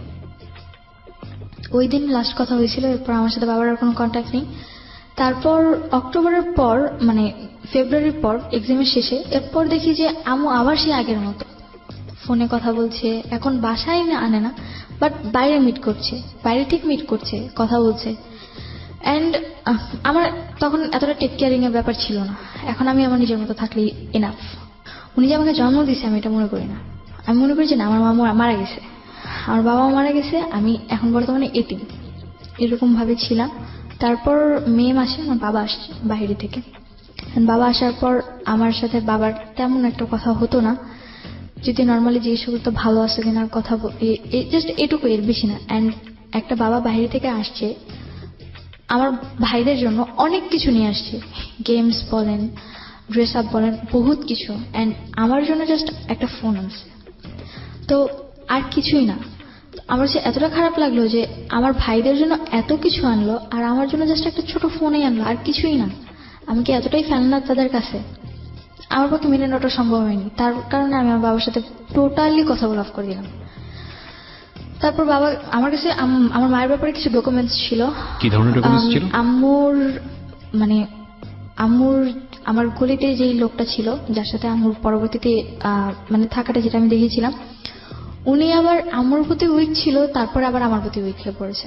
অ্যান্ড পরবর্তীতে আমাকে ইমপ্রেস করার জন্য আম্মুর সাথে ওনার অনেকগুলো নেগেটিভ ছবি প্লাস রেকর্ডিং, মানে কথা বলা, এগুলো আমাকে দিছে। তখন তো আমার ছবি বলতে ছবি কোথায় পেয়েছো? ছবি উনি তুলেছে আম্মুর সাথে। এটা আমাকে ইমপ্রেস করার জন্য। আর তখন আমার সাথে রাসেলের আবার ভালো সম্পর্ক ছিল, যার কারণে আমি আমার মেমোরি কার্ডটা ওর কাছে জমা রাখছি। আমার কাছে থাকলে হারিয়ে যেতে পারে, আমাকে বাসা থেকে বের করে দিচ্ছে, আবার বাসায় নিচ্ছে, বাসায় মানে আমি আম্মুকে মারছি, আম্মু আমাকে মারছে, এগুলো চলছে, যার কারণে আমি আমার কাছে সেফলি রাখতে পারলাম না। অথচ আমি যার কাছেই রাখলাম সেই হচ্ছে আমার সবচেয়ে বড় আনসেফলি একটা মানুষ, যার কাছে কিনা আমি আমার ডকুমেন্টসটা রাখতে দিছি। তো কি হয়েছে এগুলো? পরে ওই মেমোরিটা মানে কি বলে পুরাই দিছে। পরবর্তীতে বাবা যখন আসলো, যখন বাবা আমাকে বললো তুমি না তোমার মায়ের ব্যাপারে অনেক ডকুমেন্টস রাখছো, কোথাও আমাকে দেখাও, আমার বলার মতো কিছু ছিল না তখন। আমি কি বলবো তাকে? পরে আমি আব্বুর কাছে মাফ চাইলাম, পায়ে ধরে যে আমাকে ক্ষমা করে দাও, আমি ভুল করছি, প্লিজ অন্তত আমাকে আমার মতো বাঁচতে দাও, আমার পড়াশোনাটা কন্টিনিউ করো। পড়াশোনা অফ করে দিতে চাচ্ছিল? হ্যাঁ, অফ করে দিতে চাচ্ছিল। তারপর আমাকে ইন্টার ফার্স্ট ইয়ারে অ্যাডমিট করালো, আমার যে স্কুল পড়েছি সেই কলেজে। যখন আমাকে অ্যাডমিট করলো তো আমি তো খুব খুশি যে আমাকে অন্তত অ্যাডমিট করছে। তারপর এর মধ্যে বাবা যে কদিন ছিল নর্মালি ছিল সবকিছু। তারপর বাবা চলে গেল। বাবা যেদিন গেছে তার 1 মাস পর আম্মুর আচরণটা আমার সাথে এতটা খারাপ হয়ে গেল, ঠিক আগের মতো বাজে কথা বলতেছে, উঠতে বসতে। আমি এর মধ্যে আমার লাকটা ভালো ছিল যে এর মধ্যে আমি একটা কোচিং এ জবও পেয়ে যাই, আমি ওখানে ক্লাস নিতে হবে। আর আম্মুর মার জিনিসটা এতটা খারাপ ছিল যে তুমি একসময় বলছিলে যে তুমি পুলিশে গিয়েছিলে, কখন সেই ঘটনা? এই যে পরে। হ্যাঁ। তো আমার মার জিনিসটা আমার কাছে খুব খারাপ হয়ে মানে লাগে, এমনকি এখনো পর্যন্ত আমার বডিতে অনেক প্রবলেম আছে ওই মারের কারণে। তো পরে যখন এই জিনিসগুলো আবারও হচ্ছিল, বাবা অলরেডি এসে গেছে, তো এরপরে বাবা এসে গেছে তখন আমি বলতেছিলাম যে বারবার যে বাবা একবার এসে গেছে, তোমার জন্য আমি এত কিছু করলাম, আমার হাত কাটলো, তারপর কেন তুমি এগুলাতে আবার যাচ্ছ? অন্তত এগুলা ছেড়ে দাও, ভালো থাকো, তাহলে তো আমি আর কোনো প্রবলেম করতেছি না। তো সে আমার কথা শুনছিল না। পরবর্তীতে আম্মুর সাথে আম্মুর আবার লাগালাগি মারামারি শুরু হয়ে যায়। আম্মু আমার সাথে এমন ভাবে মারছিল যে আগের চেয়েও খারাপ। তারপরে মানে আম্মুর সাথে যখন আমার এই জিনিসগুলো চলতে থাকে, এক পর্যায়ে আম্মুর মারার অবস্থাটা আমার এতটা খারাপ হয়ে গেছিল যে না, ওই দিন রাতে উনি আমাকে মেরেই ফেলবে। আমি আম্মুর রুম থেকে সেই দিনও আমার জামা পুরোপুরি ছিঁড়ে ফেলছে। আমার রুমে একটা জামা ছিল, আমি দৌড়ে গিয়ে আমার রুমে জামা পরছি। আব্বু যেহেতু আমাকে ফোন দিয়ে গেছিল, আমার কাছে একটা ফোন ছিল, আমার রুমের দরজা নক করে দিছি। এখন কি করবো আমি? এখন যদি আমি রুম থেকে বের হই, হয় সে আমাকে মেরেই ফেলবে। তার হাতে এমন একটা জিনিস ছিল, জিনিসটা খুবই খারাপ একটা জিনিস ছিল। কি ছিল? ওই যে লোহার টাইপের এক ধরনের রড টাইপের ছিল, যে সিনি বলে, যেটা দিয়ে হাতুড়ি পিটায়, ওরকম টাইপের ছিল। অলরেডি আমার গায়ে যে বাড়ি দিছে, ঝাড়ুর বাড়িগুলো আমার গায়ের মধ্যে একদম লেগে গেছিল, ঝাড়ুর ইয়েগুলো। তো অলরেডি হাত দিয়ে রক্ত পড়তেছে, তার মধ্যে এই সিচুয়েশন, কি করবো বুঝতে পারতেছিলাম না। এখন হয় আমাকে বাঁচতে হবে, আর তা নাহলে মরতে হবে, দুইটার একটা। কোনো কিছু বুঝতে না পারে শেষে নেটে সার্চ দিলাম। আমার ফোনে নেট ছিল ভাগ্য ভালো, যার কারণে আমি লোন আসে এমবি, তো আমি লোন এনে গুগলে বাড্ডার পুলিশ স্টেশনের নাম্বারটা সার্চ করি, দেন পরে পুলিশের কাছে ফোন করি। পুলিশের কাছে ফোন করার পর পুলিশ আসে বাসায় আসার পর আম্মু তখন একদম শান্ত। পুলিশ আসছে, গেট খুলে না, কিচ্ছু হয় না এই বাসায়, এমন একটা ভান। পুলিশ মামাকে ফোন করছে, মামা আবার বড় মামা যে ছিল, মানুষদের সাথে একটু বেশি চলাফেরা করে, যার কারণে থানা পুলিশ লোকজন তারই চিনে। তো তার কথা শুনে পরে পুলিশ চলে যায়, পরে মামা ঘরে ঢুকে। পরে পুলিশ বলে গেছে যে পরের দিন যেন থানায় আমাদের উপস্থিত থাকতে হয়। পরে আমরা থানায় গেলাম। পরের দিন আমরা থানায় যে ওসিটা ছিল তার সাথে আমার মামা আগে আলাদা করে কিছু কথা বলতে চাইছে। তো ওসির সামনে মামা আমাকে এমন ভাবে উপস্থাপনা করে যে আমার ব্রেন লস, তুমি মানসিকভাবে অসুস্থ। হ্যাঁ, মানসিকভাবে অসুস্থ, আর আমি যা বলছি পুরোটাই বানোয়াট, মিথ্যে। তার উপর আমার তখন 18 হয়নি। আর আমি যতদূর পরবর্তীতে শুনেছি যে 18-র আগে নাকি বাংলাদেশের কোথাও কোনো ছাত্র বলেন বা ছাত্রী বলেন, কারোরই পুলিশ স্টেশনে কোনো কমপ্লেন ইজিলি নেওয়া হয় না, বা তাদের কথা মানাও হয় না। তো পরবর্তীতে যখন পুলিশ আমাকে জিজ্ঞেস করলো তোমার এজ কত, পরে আমি বললাম যে 17+। পরে যে তোমার তো এখন 18 হয় না, তুমি কি করে কমপ্লেন করলা? আর তুমি এত সাহস কি করে যে তুমি রাত করে আমাদেরকে ফোন দিয়ে হ্যারাস করলা? আর তোমার মার ফেস দেখে তো মনেই হয় না যে সে তোমার উপর এমন টর্চার করতে পারে বা তোমাকে মারতে পারে। পরে আমি হাত কেটে গেছে দেখালাম, বলে কি যে টুকিটাকি ঝগড়া তো ফ্যামিলিতে হবে, তাই বলে তোমরা থানা পুলিশ পর্যন্ত নিয়ে আসবা। ওসির আচরণটা এতটাই খারাপ ছিল যে এখনো পর্যন্ত আমার পুলিশদেরকে সবচেয়ে বেশি ঘেন্না হয়। আমি অ্যাকচুয়ালি তাদেরকে অনেক রেসপেক্ট করতাম। উইথ ডিউ রেসপেক্ট, সব ওসি একরকম না, সব পুলিশ একরকম না, যে কারণেই আমাদের একটা বড় ভুল হয়ে যায়। আমরা একজনকে দিয়ে পুরো কমিউনিটিকে চিন্তা করি। আমি আমার লাইফে, আমরা কিছুদিন আগে এখানে একজন পুলিশ অফিসারের জীবন গল্প প্রচার করেছি বুধবারে, যদি তোমার শোনা হয়ে থাকে। আমি বলছি না যে পার্টিকুলারলি কেউ ভালো কিংবা কেউ খারাপ, কিন্তু একজনের জন্য পুরো কমিউনিটির আমরা একটা খারাপ ব্লেম দিই। তুমি তোমার লাইফে যে এক্সপেরিয়েন্স ফেস করেছো, যে কারণেই হয়তো তোমার এই ধরনের পারসেপশন হচ্ছে। এমনও হতে পারতো তুমি একজন ভালো অফিসারের কাছে গিয়েছো এবং তাদের অনেক ক্ষমতা, অফকোর্স গভর্নমেন্ট থেকে তাদেরকে ক্ষমতা দেওয়া হয়, তারা যদি তোমাকে প্রপারলি জাজ করতো তাহলে হয়তো বিষয়টা এরকম হতো না। বা তুমি যেটা বলছো সেটা যে আদৌ কতখানি সত্য সেটা তো বিশ্বাস করার একটা বিষয় থাকে, এবং সেটা যেহেতু টাইম মেশিনে চড়ে গিয়ে পুরো জিনিসটা দেখা যায় না, সুতরাং আরেকজনের জায়গা থেকে হয়তো পুরো গল্পটা যে তুমি এখানে বলেছো কেউ হয়তো বিশ্বাস করেছে, কেউ হয়তো বিশ্বাস করেনি, তিনি তার মতো করে হয়তো জিনিসটা বিশ্বাস করেননি। তবে কেসটা যেহেতু এতটা জটিল ছিল, আমার মনে হয় একটু হলেও খতিয়ে দেখা প্রয়োজন ছিল। পুরোপুরি ডিনাই না করে দিয়ে খতিয়ে দেখতে পারতো যে তোমাকে বিশ্বাস করি না, কিন্তু আমরা একটু অবজার্ভ করতে চাই যে আসলে সিচুয়েশনটা কি।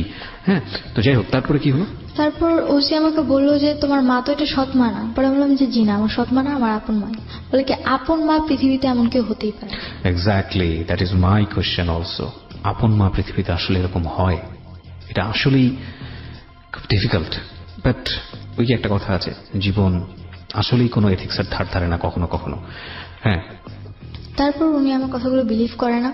পরবর্তীতে আমরা ওখান থেকে চলে আসি, মানে থানা থেকে আমাদেরকে বলে যে জিডিটা করছো তুমি, ফোন দিয়ে ওটা ক্লোজ করে যাও।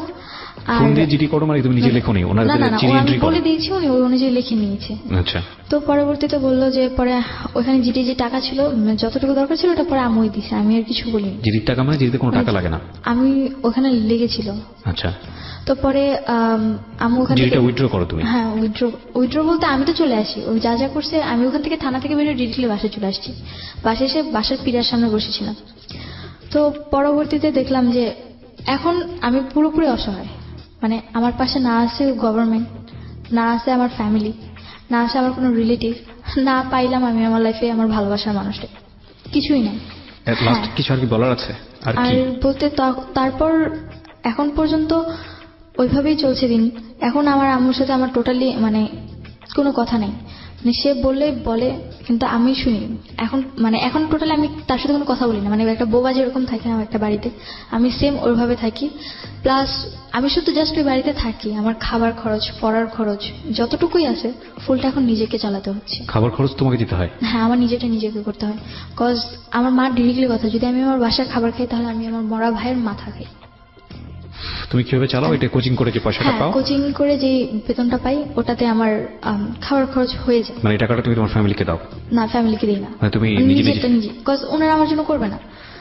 প্রথমে মনে করেছিলাম যে নিজে নিজে রান্না করো নিজের জন্য? রান্না বলতে হ্যাঁ, নিজে রান্না করতে, মানে যখন রান্না করতে হয় তো করে, আর তা না হলে বাইরে থেকে খাবার আনি। কিসে পড়ছো তুমি? আমার পড়াশোনা ইন্টার ফার্স্ট ইয়ার পুরোপুরি কমপ্লিট করেছি, আর সেকেন্ড ইয়ার ভর্তি ডেট ছিল, এখন নেই। এখন পড়াশোনা স্থগিত। পড়াশোনা বন্ধ করে দিয়েছে? হ্যাঁ, পড়াশোনা টোটালি বন্ধ। কজ আমার পক্ষে তো নিজে পড়াশোনা এতটা চালানো সম্ভব না, পড়াশোনাটা এত সহজভাবে চালানো যায় না। Very ugliest situation of. এখন পর্যন্ত তার কথাবার্তা সিচুয়েশন এরকম চলে যাচ্ছে, অ্যান্ড এখনো প্রতি রাতে আমার নামে আজও সেই কথাগুলো বলে যাচ্ছে। আমি বোধহয় জীবনে কখনোই কথাগুলো অফ করতে পারবো না তার। আচ্ছা, আমি না মানে গল্পটা শোনার পরে এতগুলো অ্যাঙ্গেল গল্পের, যে অ্যাঙ্গেলই কথা বলতে চাই না কেন ঘন্টার পর ঘন্টা বলতে পারবো, কিন্তু আমি আসলে এত বেশি অ্যাঙ্গেল তো আমি কি বলবো আমি বুঝতে পারছি না। আমার শুধু এতটুকুই, মানে যতটুকু মনে আসছে, যা আসছে বলে দিই, আমার কাছে এরকম মনে হচ্ছে। প্রথম কথা হচ্ছে, তুমি আজকে যে ঘটনাটা বললা এটা তোমার লাইফে ঘটেছে কি ঘটেনি সেটা আমি জানি না, মানে টু বি অনেস্ট, কারণ আমি এগুলো দেখে আসিনি। কিন্তু এইরকম ঘটনা মানুষের জীবনে ঘটা সম্ভব সেটা আমি বিশ্বাস করি। এর চেয়েও ভয়ানক ঘটনা সম্ভব আমি বিশ্বাস করি। ওকে, তো সেই জায়গাটা থেকে